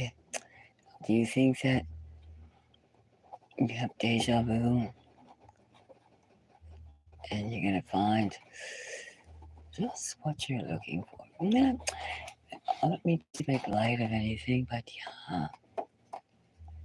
yeah, it would seem to be that if we can conjure images, I don't mean like scary ones, like ghost crap, not crap, they're not crap, ghosts are real, but I mean, it's just like where I want to be, where you want to be, and then we try hard to get there.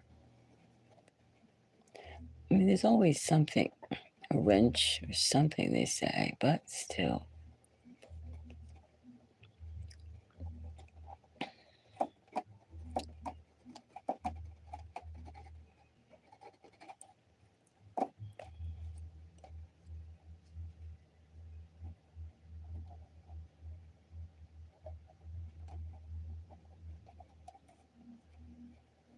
People used to live, some people live right in the thick of these forests, these woods.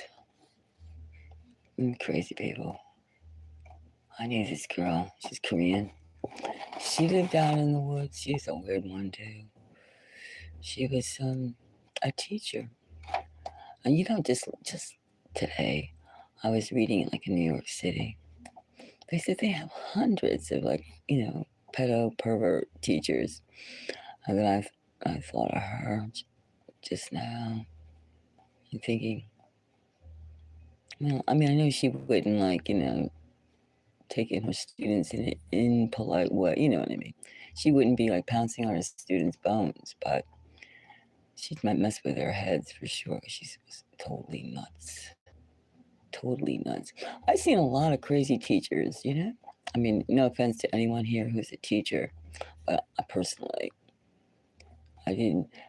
I remember the first time as a adult, I thought of teachers as being kind of man, that person's a teacher. Like, damn. I mean, I had that.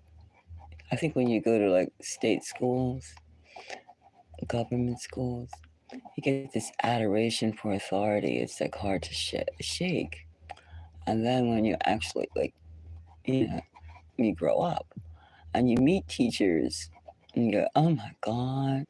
You go, you can't believe it. You can't believe that person was actually entrusted by the state to educate growing minds. You go, you almost feel like it's hopeless, right?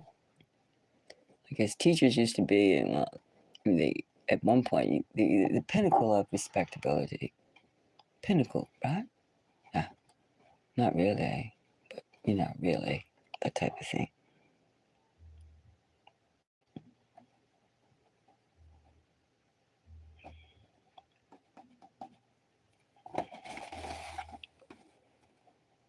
But people are realizing that you got to have a strong sense of spiritual caring to really do anything with the public, including, of course, teaching. And then what makes a teacher? You have to think yourself, what makes a teacher? What makes a teacher for the state?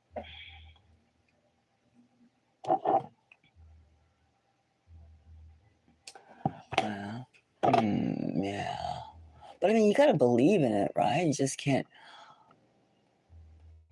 You have to believe in it. But I mean, and what makes? Yeah. I mean, it's hard to put into words exactly. I mean, what makes a teacher go bad? I mean, you know what I mean. What makes a teacher crazy?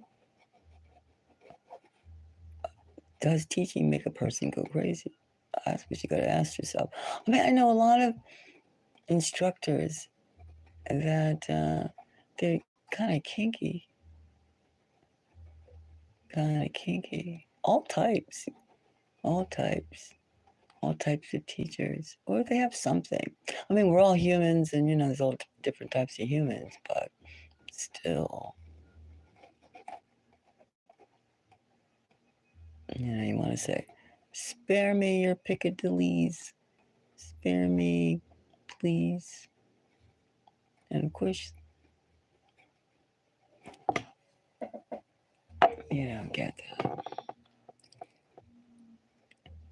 I was even thinking today, like, I was reading the paper online, of course, about, everybody knows about LAF, so I'm not going to go into that. But, they've been having an awful time. And then, and Trump comes in to go, survey the situation. Okay, commendable. But then and of course, on top of all this fire and bad air, incompetency, then they sent in troops to go round up the undocumented immigrants. And I'm not saying I'm happy about, no jobs, blah, blah, blah, blah. I'm just saying that, like, whoa, misery loves misery, doesn't it? I mean, it's like, I know he hates Newman. They hate each other in one way. I mean, they're probably buddies, but they're playing an act. Well, I mean, that's just like, that's intense, right? You know what I mean? That's intense.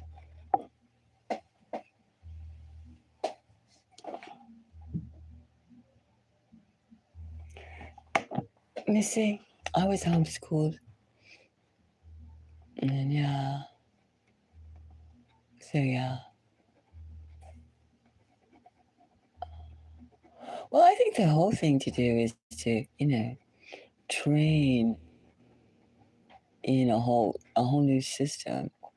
A whole new system of like, train people to be naturally telepathic, naturally clairvoyant, to naturally make and to like grow things, make things, do things like that.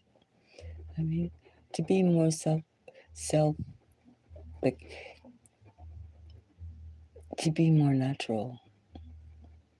I mean, that's why I really don't understand this whole AI AI stuff. I mean, what?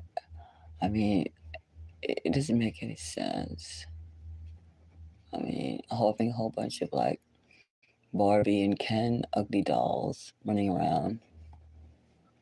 I mean, talking to you, doing this to you, doing that for you. It's like, and these, you know, mechanical dogs. I mean, what? And they were saying, oh, there's not enough, resources, crap. But I mean, all the energy, the batteries that these things are going to be like consuming. I mean, what? It's just creepy.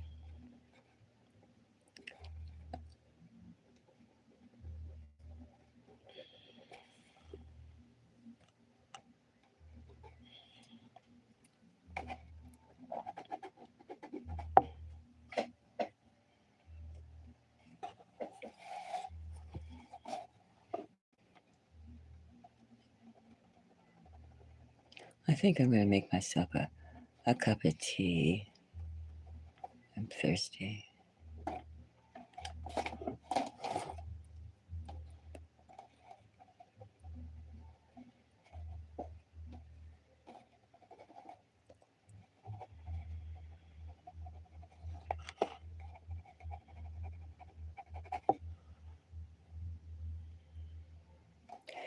Sometimes the lake would be so dark early in the morning,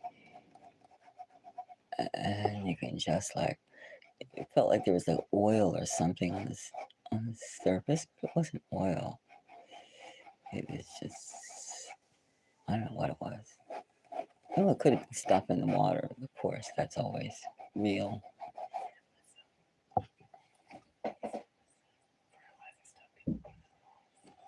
Oh, I know what it could have been. It could have been the fertilizer they put on the lawns. Like the neighbors, they put all that crap. Um, Miracle Grow, whatever they call it. I don't know. Lawn stuff.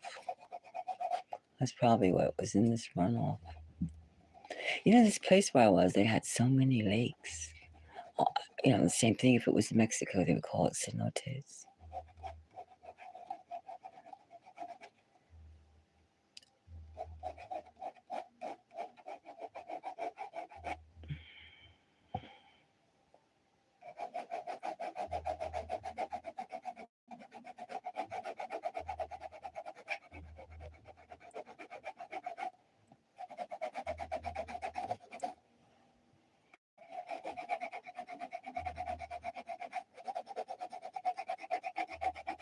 They had no. Some people actually would fish in these waters. I mean, it's dirty. Some people. Well, once I saw somebody actually swim in here. I was like, oh my god, how can you just get in that water? Well, I mean, the water was. I just saw too many things in the water, and it had big, huge snapping turtles in it too. That was another thing. Big, huge turtles. They look like they'd give you a good bite. There were snakes too. Of course, there's snakes, and they have those muskrats. They used to, water rats, whatever they're called. I'm not very clear on my biology about what lives where anymore.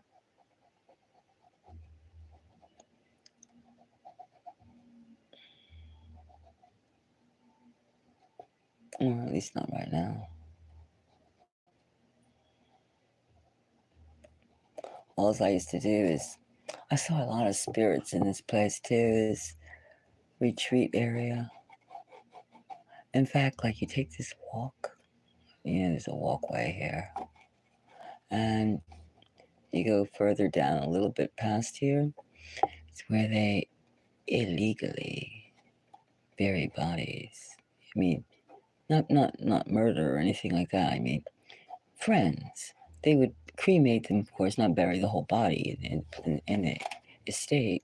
This was an estate, by the way.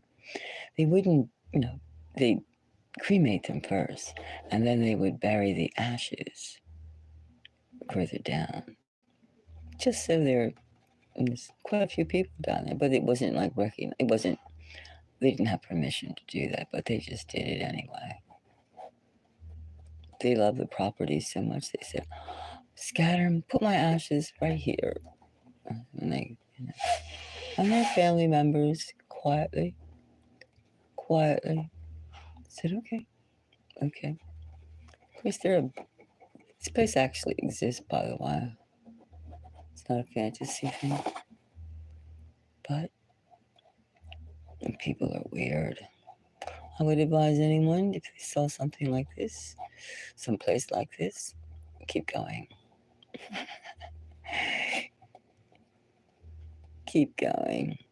These people are nuts here. So many places where they like practice spirituality, people get cracked. They become characters out of a Edgar Allan Poe short story or something. I know, they get nuts. Psychologically nuts. You have to watch that, I suppose. But again, if you have a weakness and you do not take care of your weakness will be exposed. But some people, they just love to they feel helpless. Or they just are mean, Some people are just outright nasty ass meanness. They like that. They like to be mean.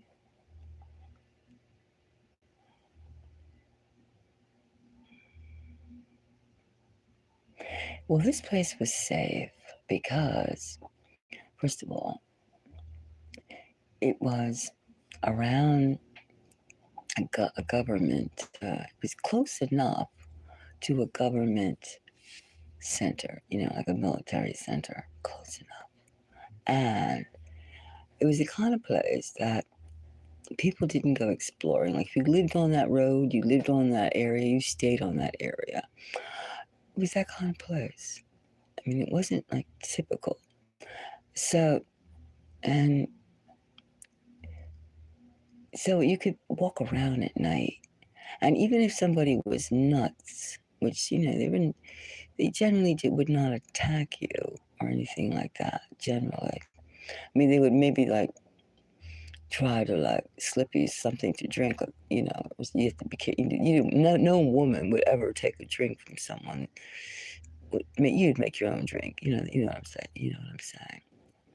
But these people weren't that kind of. It wasn't urban, and an urban place wouldn't know about it either. It's very tucked away. Even though this place has been around for, I guess, 50 years or so, something like that. It's been around for a while. It was, you had to know about it. There are places like that, That's not to repeat that you have to know, but there are places that they are secluded. But if you know about it, you know about it. And if you don't, you don't. That kind of thing. And so many tucked away little treasures or places are like that. Of course, this is a famous place, actually, to those who know it. And then I found out more and more things about this place besides the cremated members. This was a set, an SECT of people who believed and followed. They had a leader. He's been long dead. I mean, the leader was a very charismatic type of person. Charismatic. That's right. Charismatic. I better get some tea. And he was very intelligent too. He had quite a brain. But he had, and then I met him years ago. I knew him when I was little, but I never really knew him. I mean, to me, he was always the teacher. But I mean, I didn't spend that much time with him, etc., etc. But others did, and I mean, I wasn't really like, oh, this guy type of person. I mean, he was older. I wasn't really paying attention that much. I was more into doing things at the space. But he was quite the scamp. As an adult, I found out quite the scamp.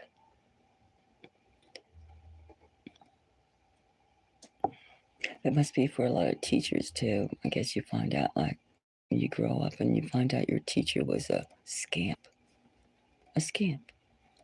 And you can take that as you wish. Scamp. But sometimes you don't know the full detail of what your teacher really did. And then you find out. And then you go, I don't know. Well, I find out when somebody I knew as a child, and then I knew later, and I found out they were a scamp. Not that many, because I don't have time to keep going back and revisiting, but sometimes I do. Then it just changes everything, doesn't it?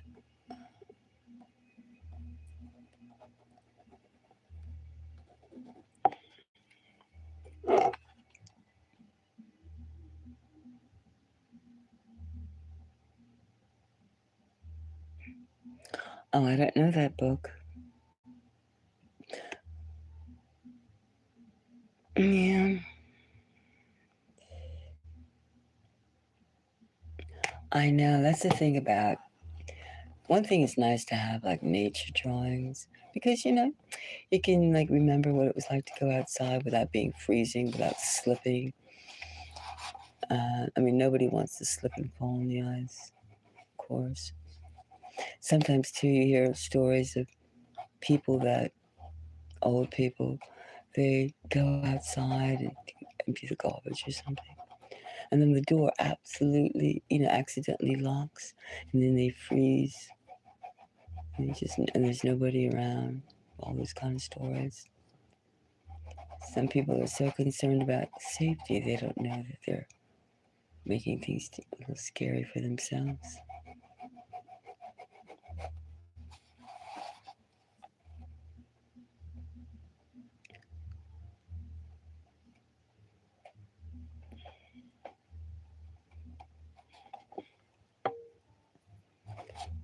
Yeah, when it's rainy, it's foggy. Today was the warmest today. It's in the 20s, but now it's in the teens.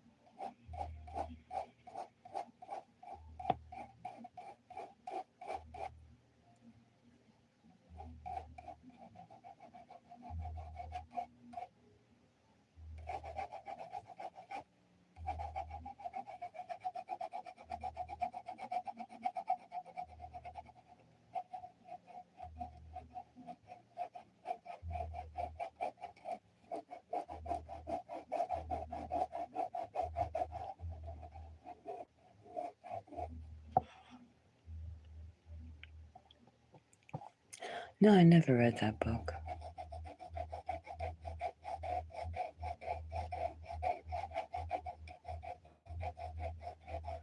place too was at night. I mean, you just had to be careful because they did have bears, they did have wolves. I mean, they had like foxes usually, foxes. And so when you would go out with a flashlight, if you saw those red eyeballs, you better hurry. Sometimes it was a little spooky. Well, it was a little spooky, but sometimes you just end up walking around at night.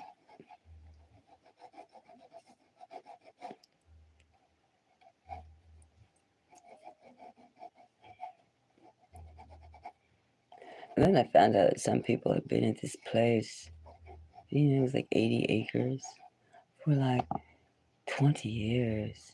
20 years. I was there for like maybe like 9 months. I was like, it was a while. But like something I was doing.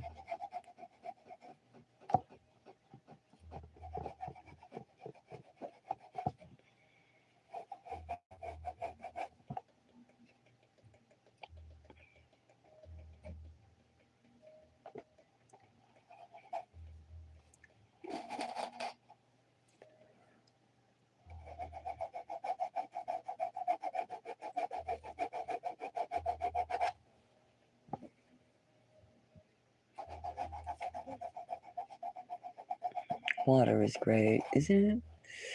Water is such a necessary element, even when it's dirty. This was a dirty lake. Had like algae and stuff in it. But still, water is energy.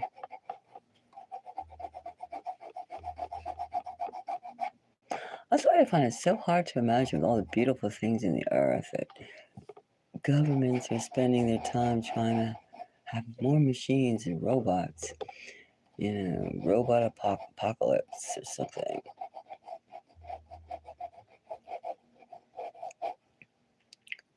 It's weird, isn't it?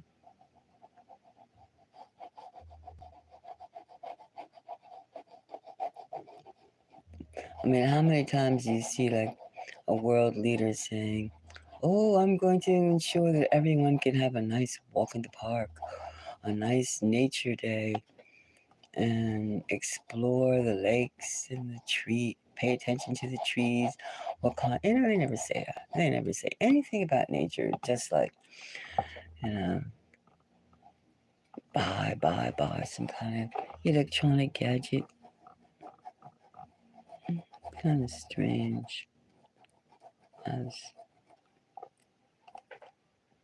we've gotten so far away, and they use it, of course, climate and stuff in a way that it's not the way it's supposed to be used.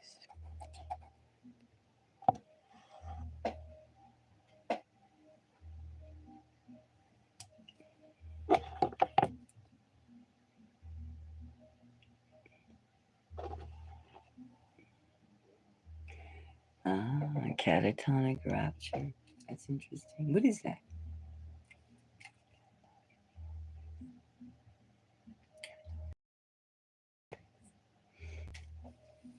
Are you catatonic? I mean, I know what it is, but just being spellbound. Well, because that guy spent 20 years in like 80 acres, and he just could not get. He could not leave. There was a few people like that. It is weird.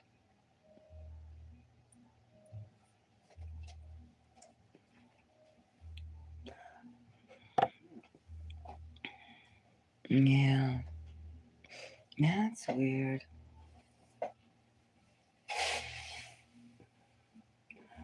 Well, I'm gonna go make some tea. So,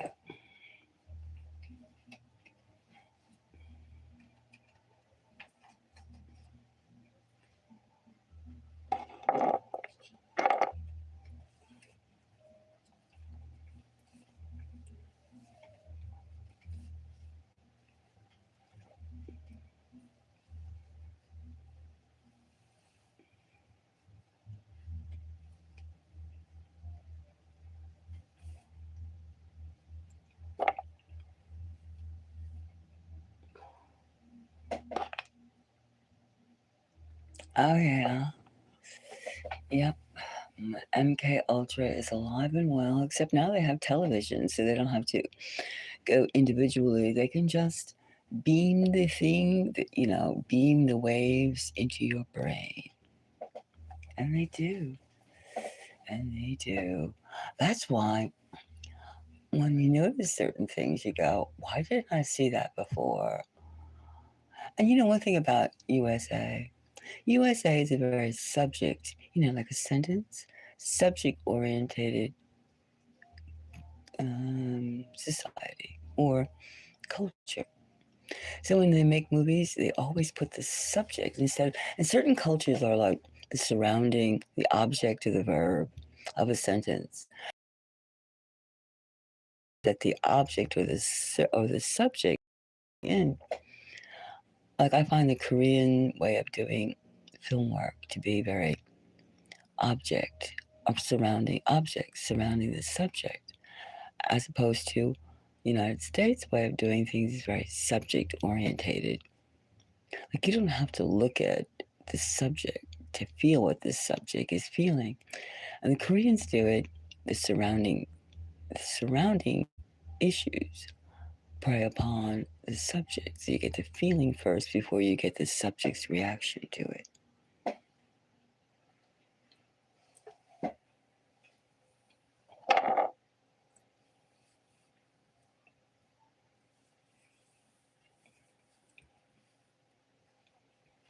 That's why when um, Trump gave his speeches, you have to look not so much at what he said at him, but look at the setup, look at the stage, look at the message, and see why he's doing this. What is he saying? Not so much his tonality, but look at the stage, look at the surrounding things. I guess any power person, you look at their surroundings.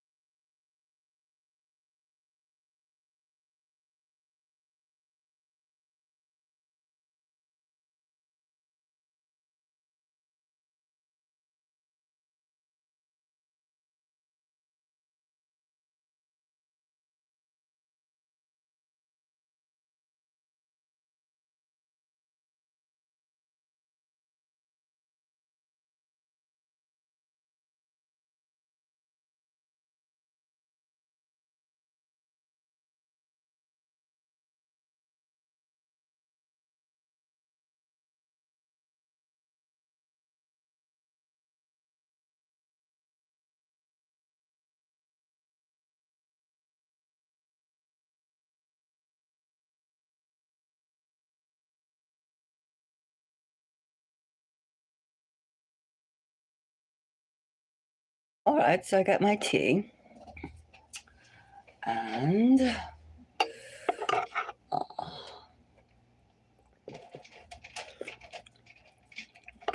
it's pleasant tea. Well, who's still here right now? Yeah. We just have to see that. Just do what we can. Just do what we can. That's all. Just do what we can.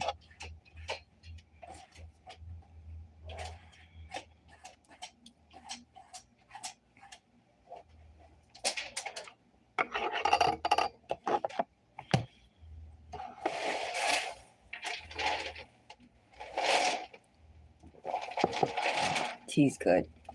Tea is. You like tea? I love tea. I mean, I drink coffee too, like, for the caffeine high. But coffee to me, I don't put any sugar or anything in my coffee. And coffee to me tastes like really, it's yuck. But I still drink it because it gives me it decreases my motor skills or whatever. I mean, tea does, but, I like the tea the best, the yummiest. And,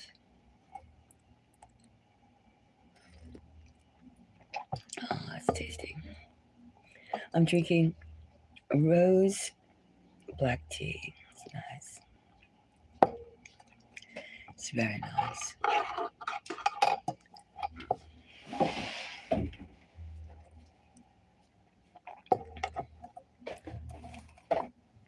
Mm. Yeah. So.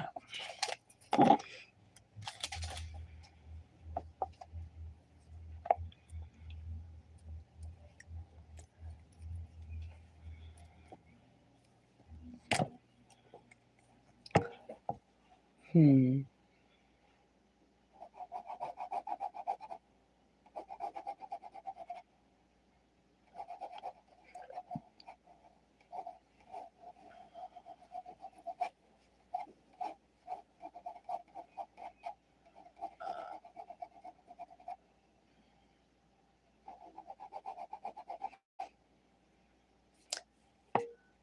CJ, do you do things with your hands?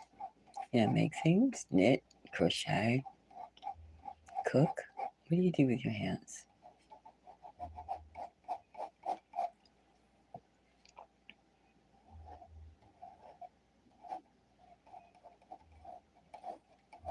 Does anybody else do anything interesting with your hands? Well, just let your hands do what they want to do, right?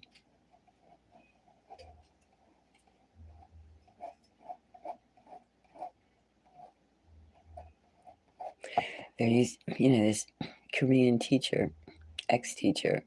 She used to walk down this trail and sing loud, loud, loud. She had a very barking, bellowing voice. She's telling everybody, I'm here, I'm here, I'm here. But she'd sing a song. Didn't matter if you wanted to hear her or not. And I thought, that is so teacher-like, right? Like almost like the morning bell. Everybody get in your seats, please. It's funny, like some of your teachers, you can't even remember what their faces look like. It's almost as though being a teacher, it's just a strange. I mean, I don't put any disparaging just because I found some strange teachers.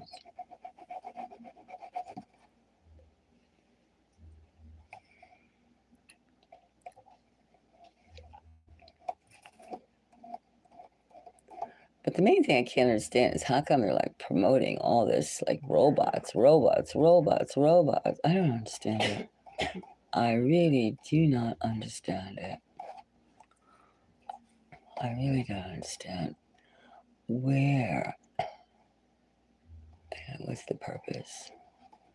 What is, I mean, other than just, the obvious uh, robot, dysfunctional, dystopic type of things, which I mean, why?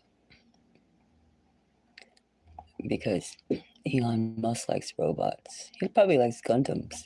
You seen that anime series about Gundams? Yeah, it's like giant forklifts that some kid is like biologically, excuse me, biologically attached to.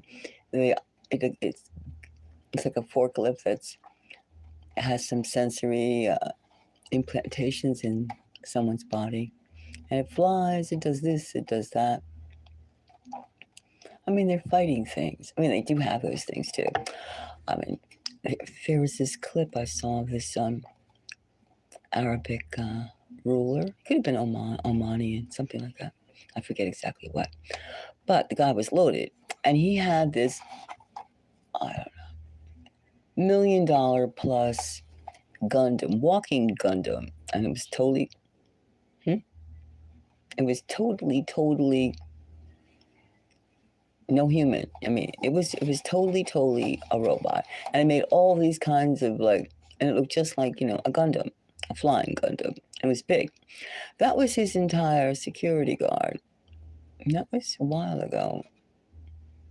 At least 8 months ago, a while ago, maybe longer. But some of these rich Arabs are using Gundams as their security already.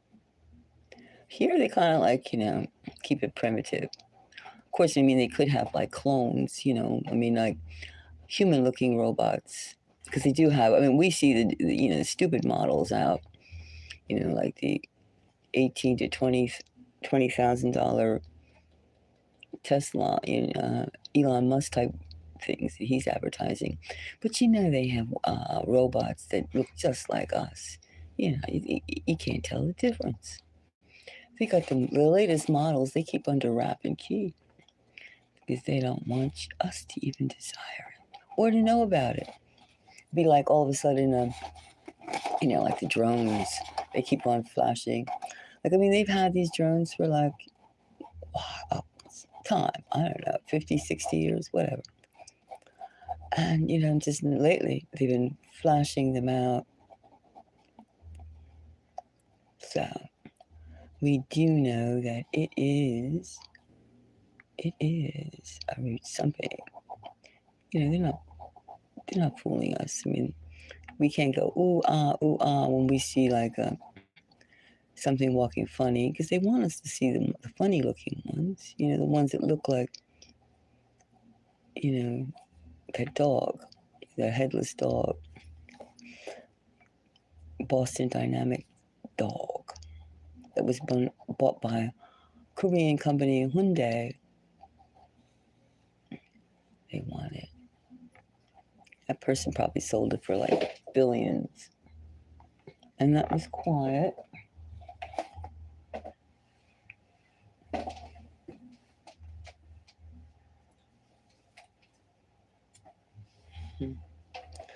I love cats. I love cats. I love cats. I really do. Anyway. So, why? The weird thing about a lot of these religious organizations, they got the aura they give to the people and their personal routine is incredibly different. I mean,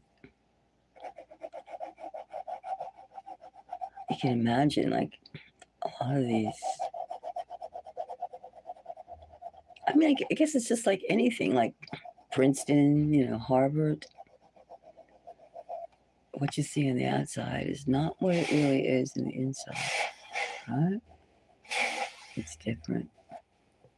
It's different. Spooky. I guess that is the word. The word of the month. Spooky.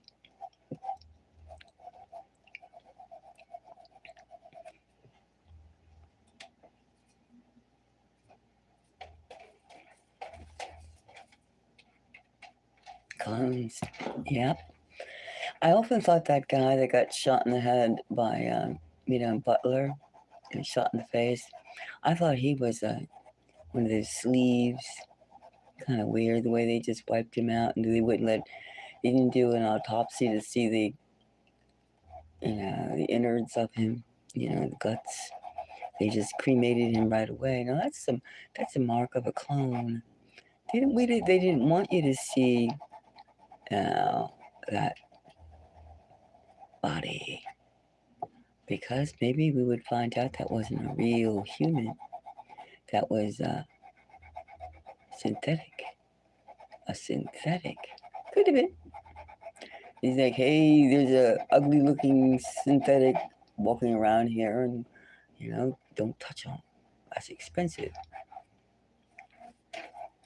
If you do anything to hurt that synthetic, you'll have to be docked $30,000 right away, plus expenses.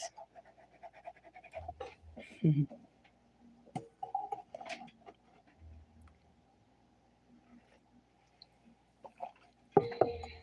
geez, great. That's even the type of talk we're having, is talking about clones, sleeves, things. Our conversation is changing. Of course, we still want to know if there's any vampires or ghosts. But even probably the vampires and ghosts are like changing, Maybe we know that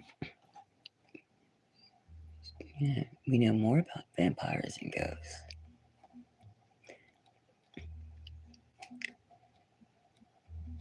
I wonder how many vampires and ghosts there are around in these woods. I wonder if there's any aliens working around these woods. Well, same thing. Spooky things that go, that like stare at you.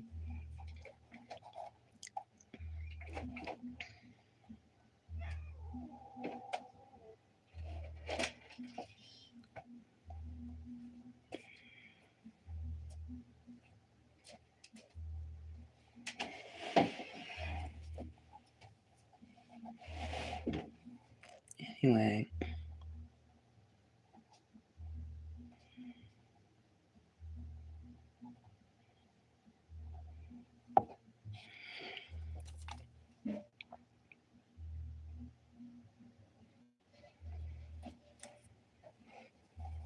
It could be, Dracos could be, Dracs could be vampires too, There's there are aliens that like to suck on us humans. They do like our blood. We all know that. You can feel it in your guts. You don't need anybody to tell you that there are life forms that like to suck on us. They like our blood. What do you do when you eat a chicken, right? You eat the muscles, you suck on the bones, and out of their blood you make gravy, right? That's the way it goes, isn't it? So,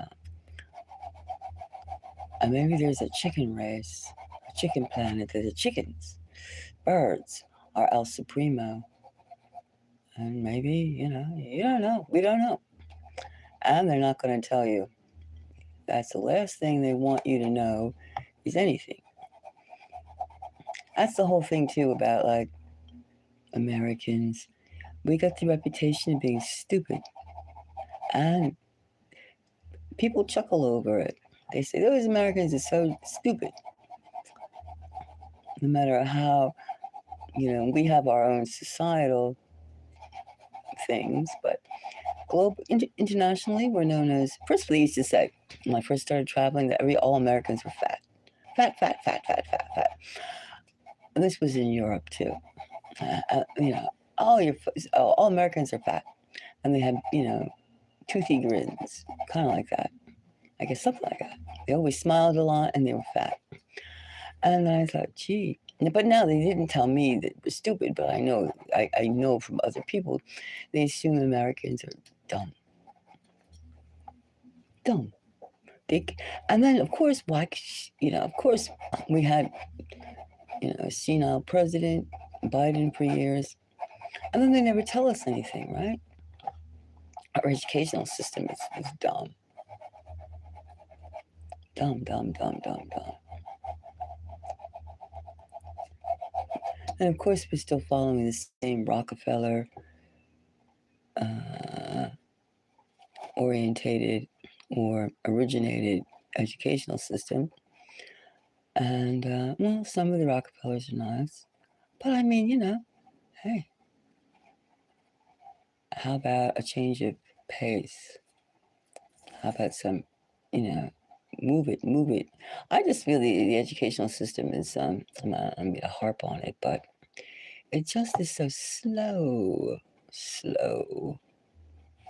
It's like, it's slow motion. It's not good for like brains. It's not good for smart people.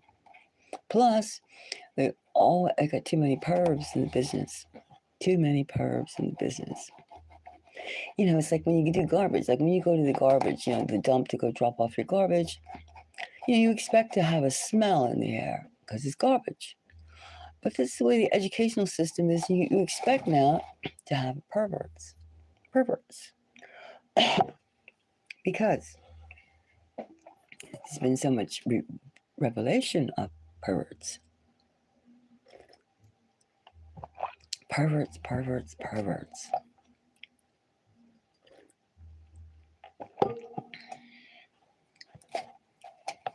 And then too, you have perverts in also in spiritual things too. A lot of perverts around. I guess it's easy to be a pervert or something like that. I don't know how to phrase it, but you get what I mean. As perverts. Maybe the humans are just like just being reacting to this pervert vibe. Certain cultures have more perversion than others. Certain people too have no tolerance for perverts. But yeah,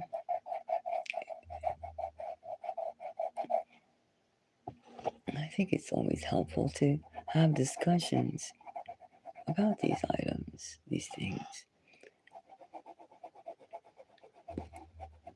I guess that must be the Americanism in myself. Even though a lot of Americans don't want to hear this and that, they don't. But other people don't want to hear it either. But sometimes it's hard to stop your mind from thinking about things. You're like, hey, well, what do you think? And they go, I don't want to talk about that. Ooh, your mind goes places where, don't think about it.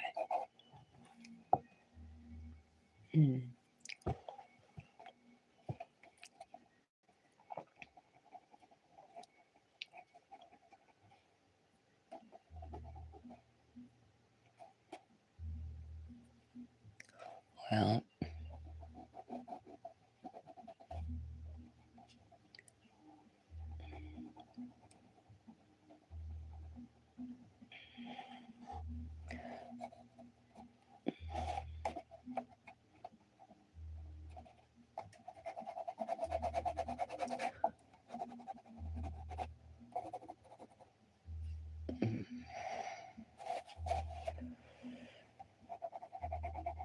how do you make the feel of water?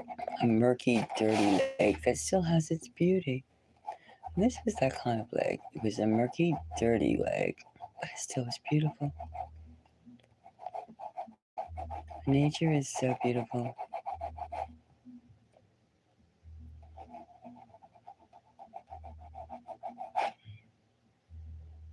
And these were the currents of the water, wind in the air. Even though there were very few leaves, there still was currents.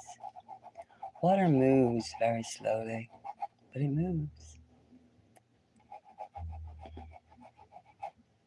Round and round, doing things. Well, if anyone would like a reading, you can interrupt me. I'm just thinking about the motion of water.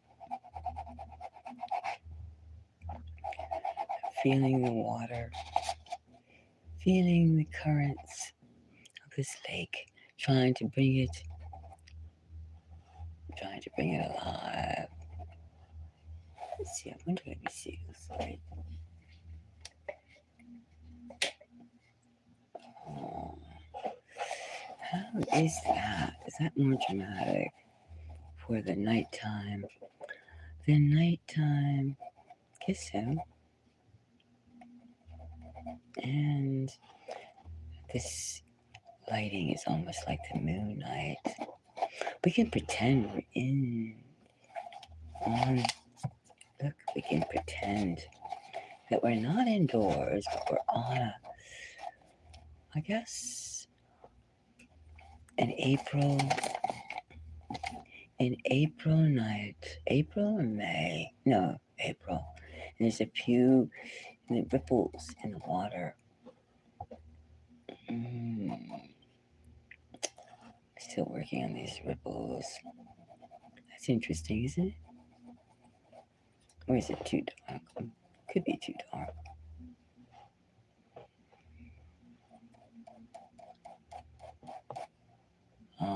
And the moon would be right here. Let's see. That's better. You could see better. See more of it. Moonlit night. Ta-da.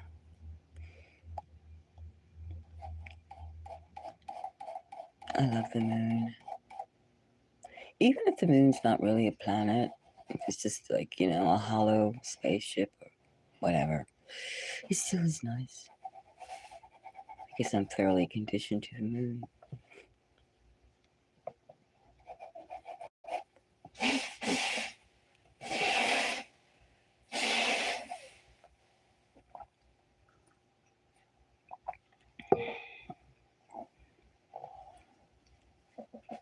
But it's just so important as long as you believe it. You mean narcs like agents, drug agents?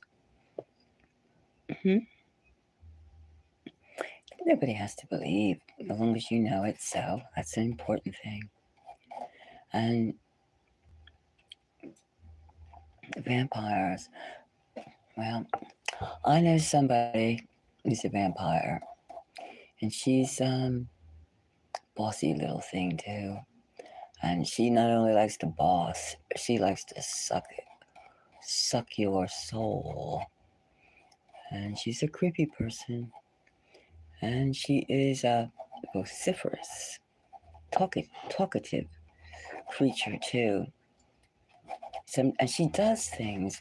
I think a lot of vampires, they like to be acknowledged for their sucking, draining, their capabilities. I mean, that's why they exist. Otherwise, vampires don't like to go quietly into the night. They like to come around you and suck you up and go, boo. They like to have you that reaction. And then they like that look of horror. Oh my God, it's a succubus. And they want to know that they put the fear of the bejesus in you. Something like that. But you know that they're vampires. There are vampires. They exist. So what do you do when you meet one? You know what you do?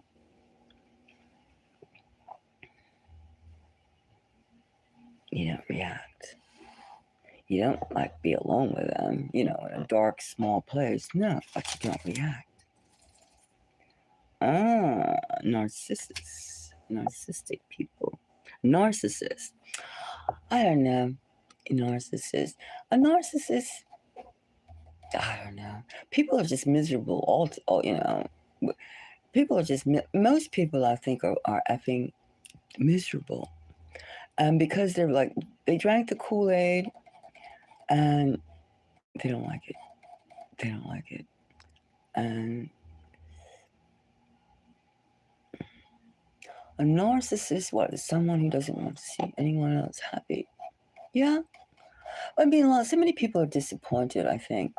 And they just they don't know. And they know something's happening. They know big things are happening, but they don't know how to deal with it without being like, some sick pervert, some sick, give me some, gimme, gimme, gimme. Where's my time? My time. I don't know. I would say I've met so many types of mental illness. It doesn't really, so many types of mental illness. Mm.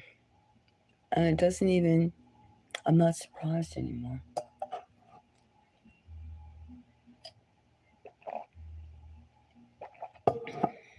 I'm not surprised.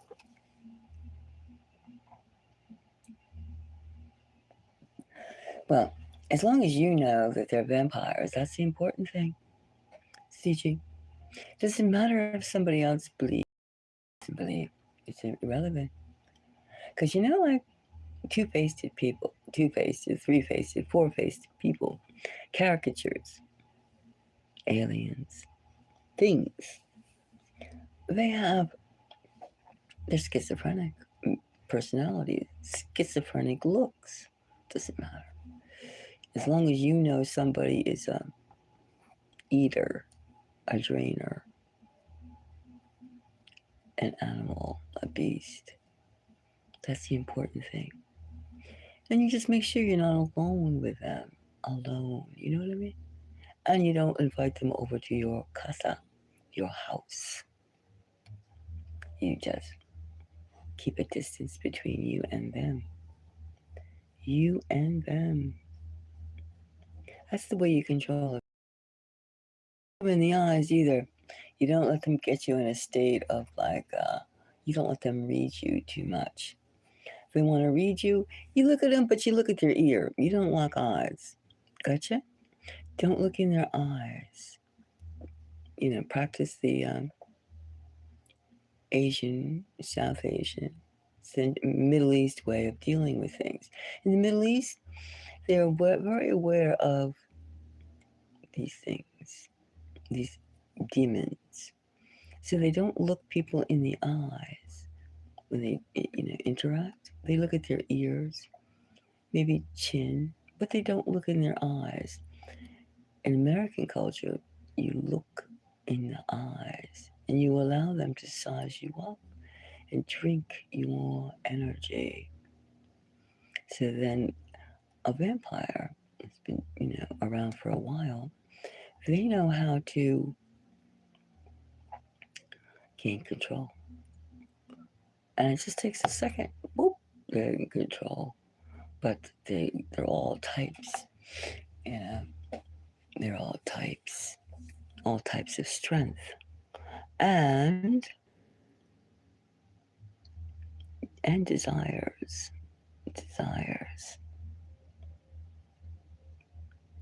Well, some have black eyes. Some eyes fluctuate. I wouldn't really think about it so much.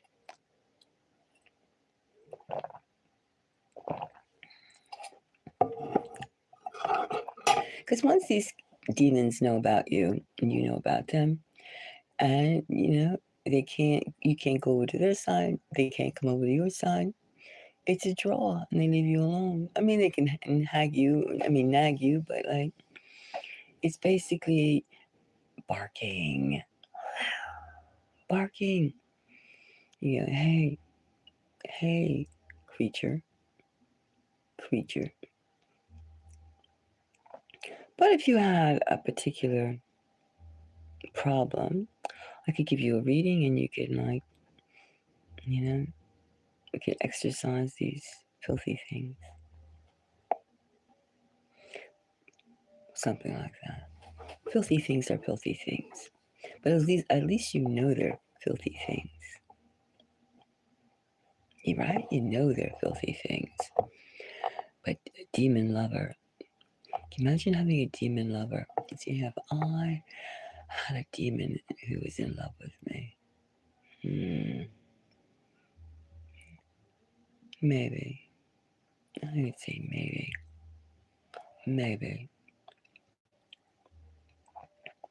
Maybe. But that's in the past. But I don't know. I mean, I do. I think now that like as the dimensions are like collapsing, to me they're integrating, they're changing. I guess dimensions can also be like secrets, like the government keeping like alien disclosure quiet for 80 years, 100 years, 200 years, whatever, centuries, and then finally saying, okay, humans of this culture, of this era, of this age, deal with it. Deal with the fact that blah, blah, blah, blah, blah. And so then it could be quite different. That's what I feel all this energy is coming from. The love is different, the careers are different, because we have more, not less, more. And even if we have more attacks, like, the Baltimore Bridge, all the food things, the warehouses, LA, blah, blah, Carolinas, more freaky things that are not labeled, you can still deal with it because things have changed. Things have changed. I mean, countries, people cannot go and be offensive to someone. How to put this? And without repercussions. Even when you're dealing with a vampire, if that vampire has its sights on you, you have to deal with that vampire. Not in a.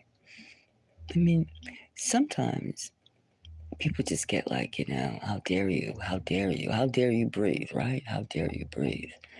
And you just have to do a little emotional twisting.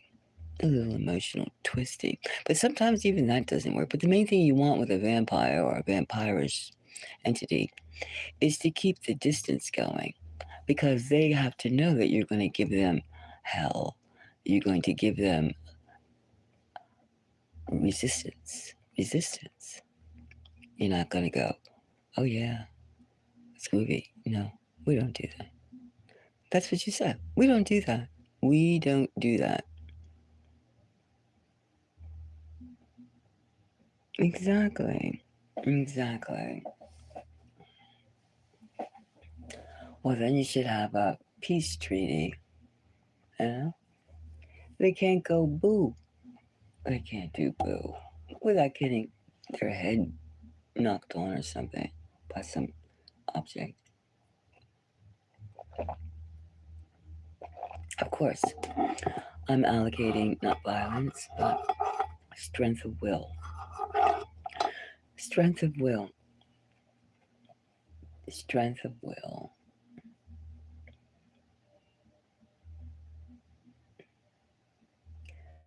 The main thing is to have a purpose in life. Like, what is your purpose? Bring peace and love. Peace and love is a good purpose. And of course, when you bring peace and love, you have to wrestle with the opposite of that. And since you're full of peace and love, you're equipped to do that. So it's not even a battle. It's already a draw. It's a truce. A truce that keep on your side, get away from me. And that's how it is. Right? That's how it is.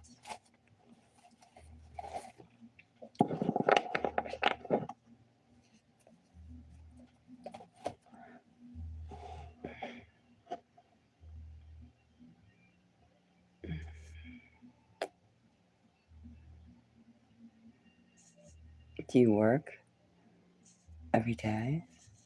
That's a personal question. You don't have to answer it.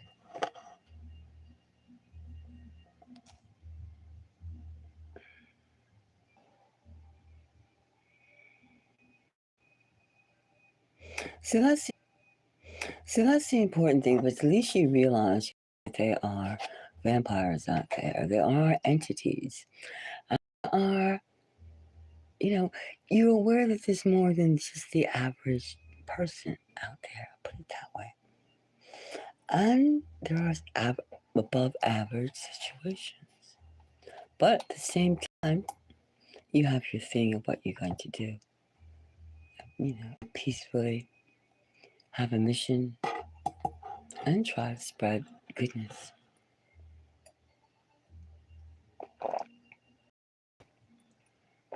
What I found the best way of getting rid of something that's not how to act around you, is to treat them well. Then they it's like like a fire and you show them the sunlight and then they, fry up. It's that kind of thing. It works every time. You treat somebody well or you don't acknowledge them at all. Two ways. You don't scoff at them, you don't scowl because you don't engage them, but some people are so diseased and so sick that if they feed on garbage. So if you were to treat them like garbage, they grow stronger. But if you do not give them energy, especially if you know they're rotten to the core, you can't give a rotten to the core person any energy. You cannot. You cannot. You cannot. Rotten to the core is rotten. Stinks. Then you just gotta ignore them. And yeah, that's the thing too. It's like really freaky. There's a lot of like rotten, low life creatures around. There are. And that's unfortunate.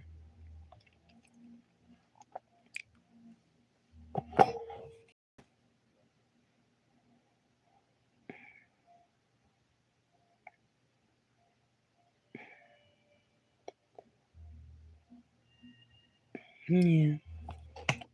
Well, I still feel that we're in an era now that we're going to be tested. We're tested now. Outside of your legacy of what you've done, I think there's they're testing us. They're pulling our legs. They're pulling our arms. They're pulling our hairs. It's like they're tapping us on the shoulder. They're doing things. They're doing things. We're trying to see if just how we react to drag.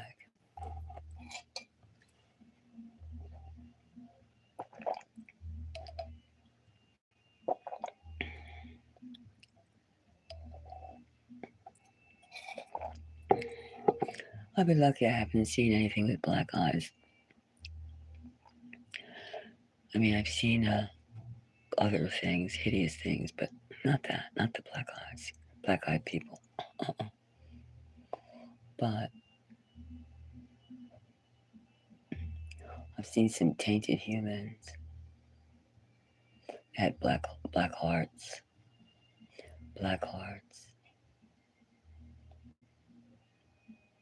and it seemed like they got black hearts because I wouldn't share myself with them because I felt they were dirty, like that, stuff like that. That happens. Right? That's probably when they feel the resistance. They feel the resistance. This is almost like moonlight. Of course, I need to concentrate more and more little swigglies.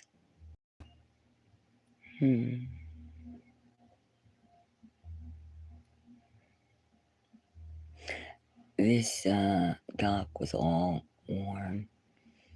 And one day, I'm sure it would just go pooh down the river, down the lake, because it was deteriorated all around here.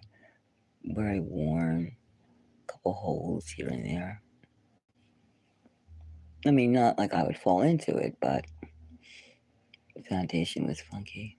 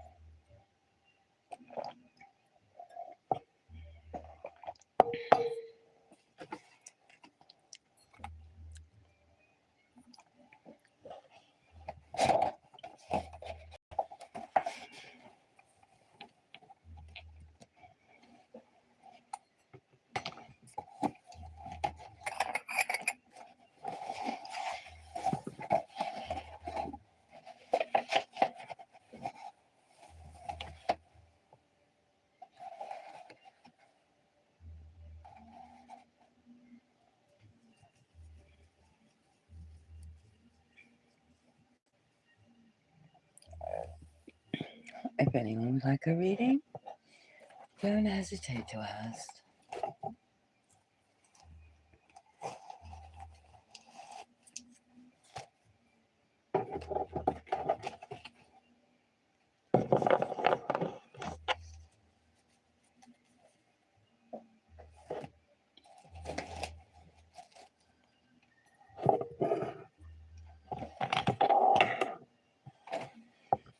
Mm.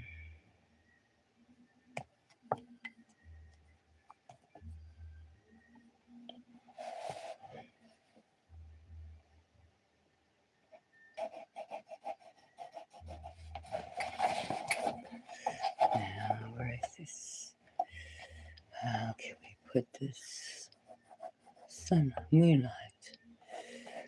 Put the moonlight. Maybe.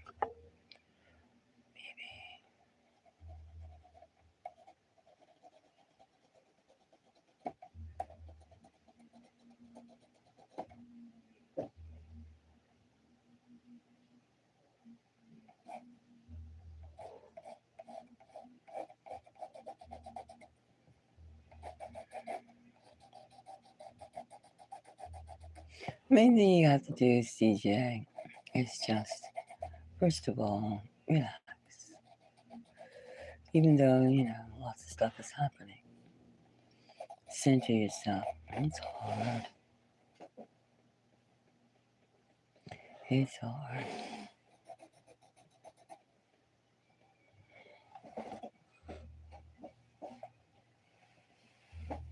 Is he sleeping on your spot next to mommy? She says, I was school all day, and I should be the one being held it. His own belly is full. And because of you. This is cat talk, One of my kitties is reacting to another. They were naughty today, so I'm punishing them, three of them. They have to behave. They have to know that I am El Supremo. They shouldn't hiss at me just because they are many and I am one. We don't live by those kind of rules. But I still love them, of course.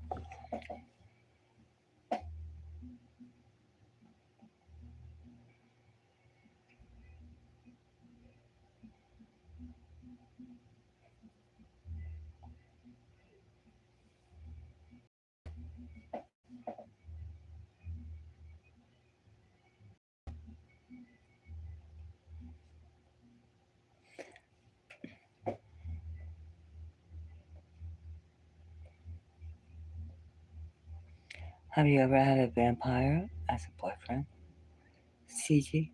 Or someone you knew, a friend that turned into a vampire or revealed himself as a vampire?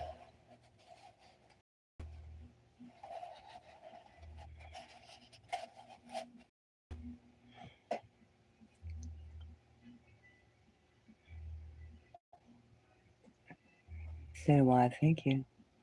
Still need so much more pen work. I mean, I could need so much more pen work. Trying to get this lake so it's like haunting.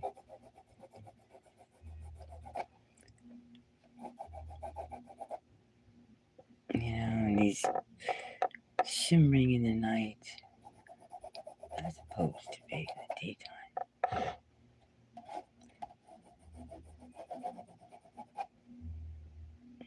However, daytime is also interesting.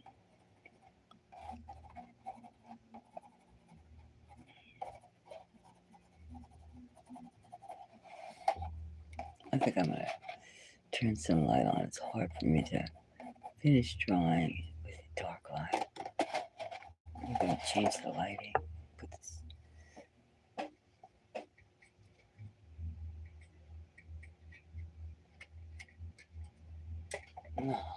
There. It's easier to work on when I can see it better. And I see how, well, I haven't figured out the timing. Well, it's kind of daytime, but I also like at night. I lived right here in front of it. This was my view. It was interesting. It's kind of spooky when it rained and thundered, which it did quite a bit.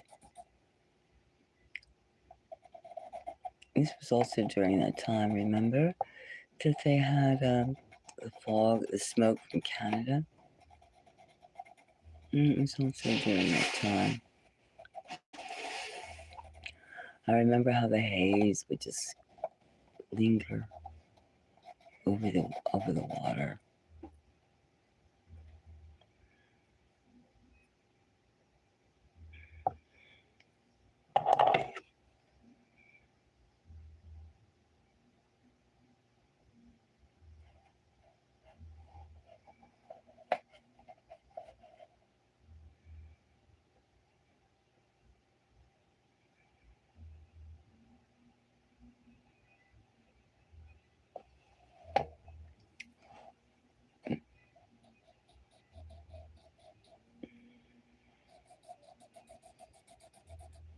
Well, I'm sure they still leave you alone.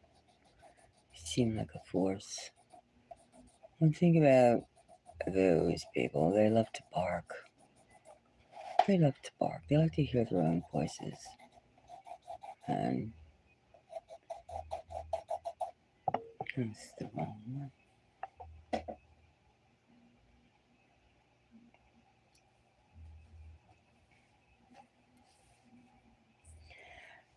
People that do demented things, the biggest thing is like the barking.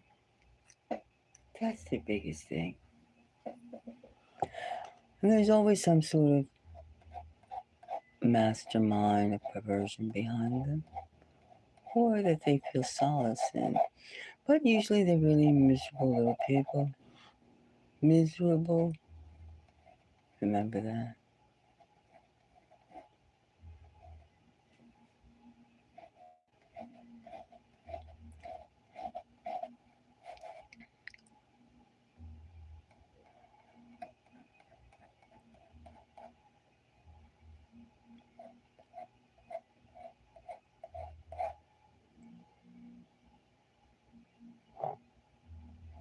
Main thing is to fill yourself with light.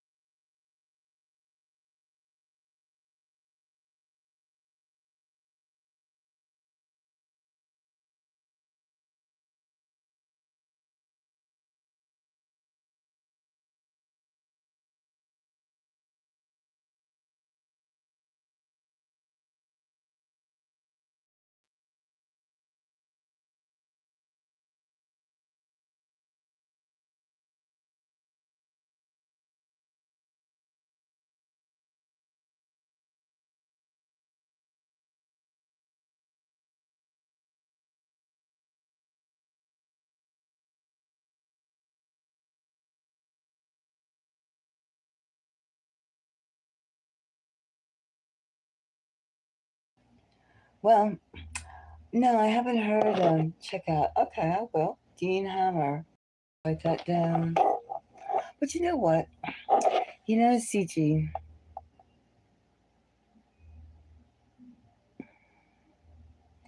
you've got to be able to, like, it's no secret that there are twisted souls, twisted entities. It's no secret. But I mean, if you kind of give them a platform, then they like it. Because you're not, they hate twisted entities. They hate being ignored. They hate being dismissed. You understand what I'm saying? You don't need downloads, darling. You need grace. You need light. And you need to like channel yourself. You need to channel yourself and you need to get rid of, you gotta throw out the garbage. And if people are giving you and using you as a dumpster, you have to say enough of it. Entities, be gone. Be gone. I will not tolerate your BS. That's all. It works. They have no power. They have nothing to, they can't get in. You don't get downloads, darling. You just like wipe the wipe out the channel. You wipe out the source. That's what you gotta do. You gotta do what you gotta do.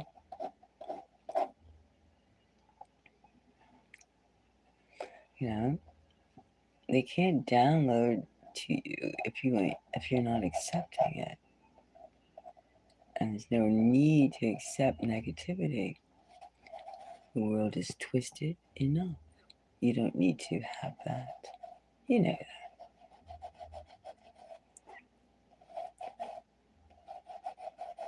that. You should know. You know that. You know what the deal. There's too many beautiful things, and you're entitled to have beautiful things. You are, not the filthy things, the poopers of the world. You don't need that. Nobody does.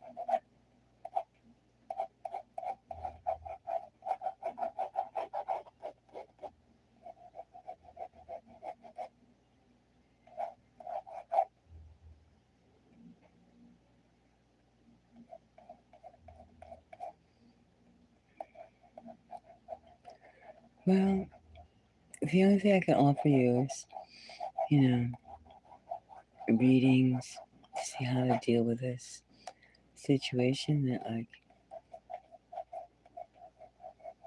you know, what should you do and how can you rid yourself of this menage a trois, this this residue of stuff.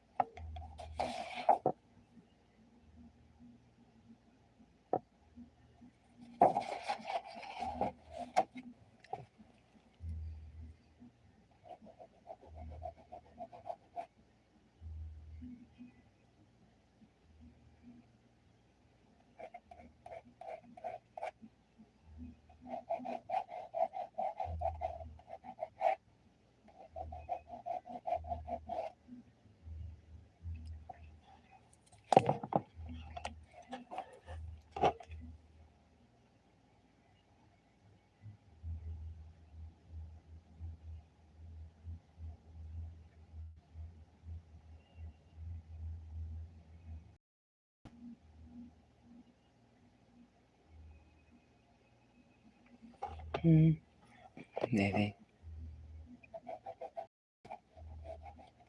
Could be.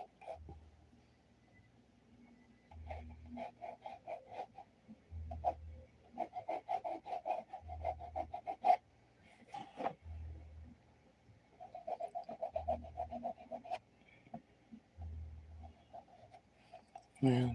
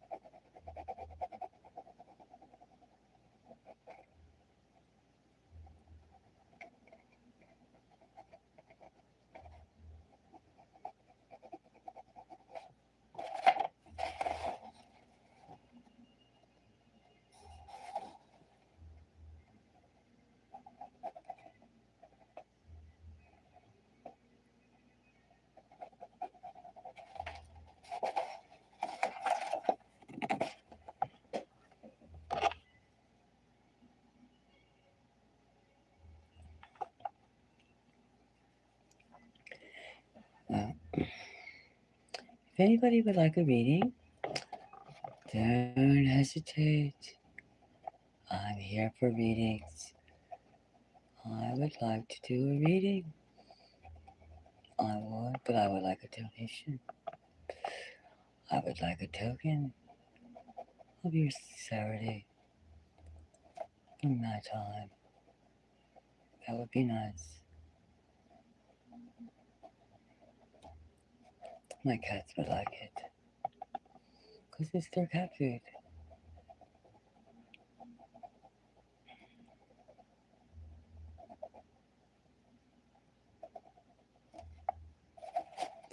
You know,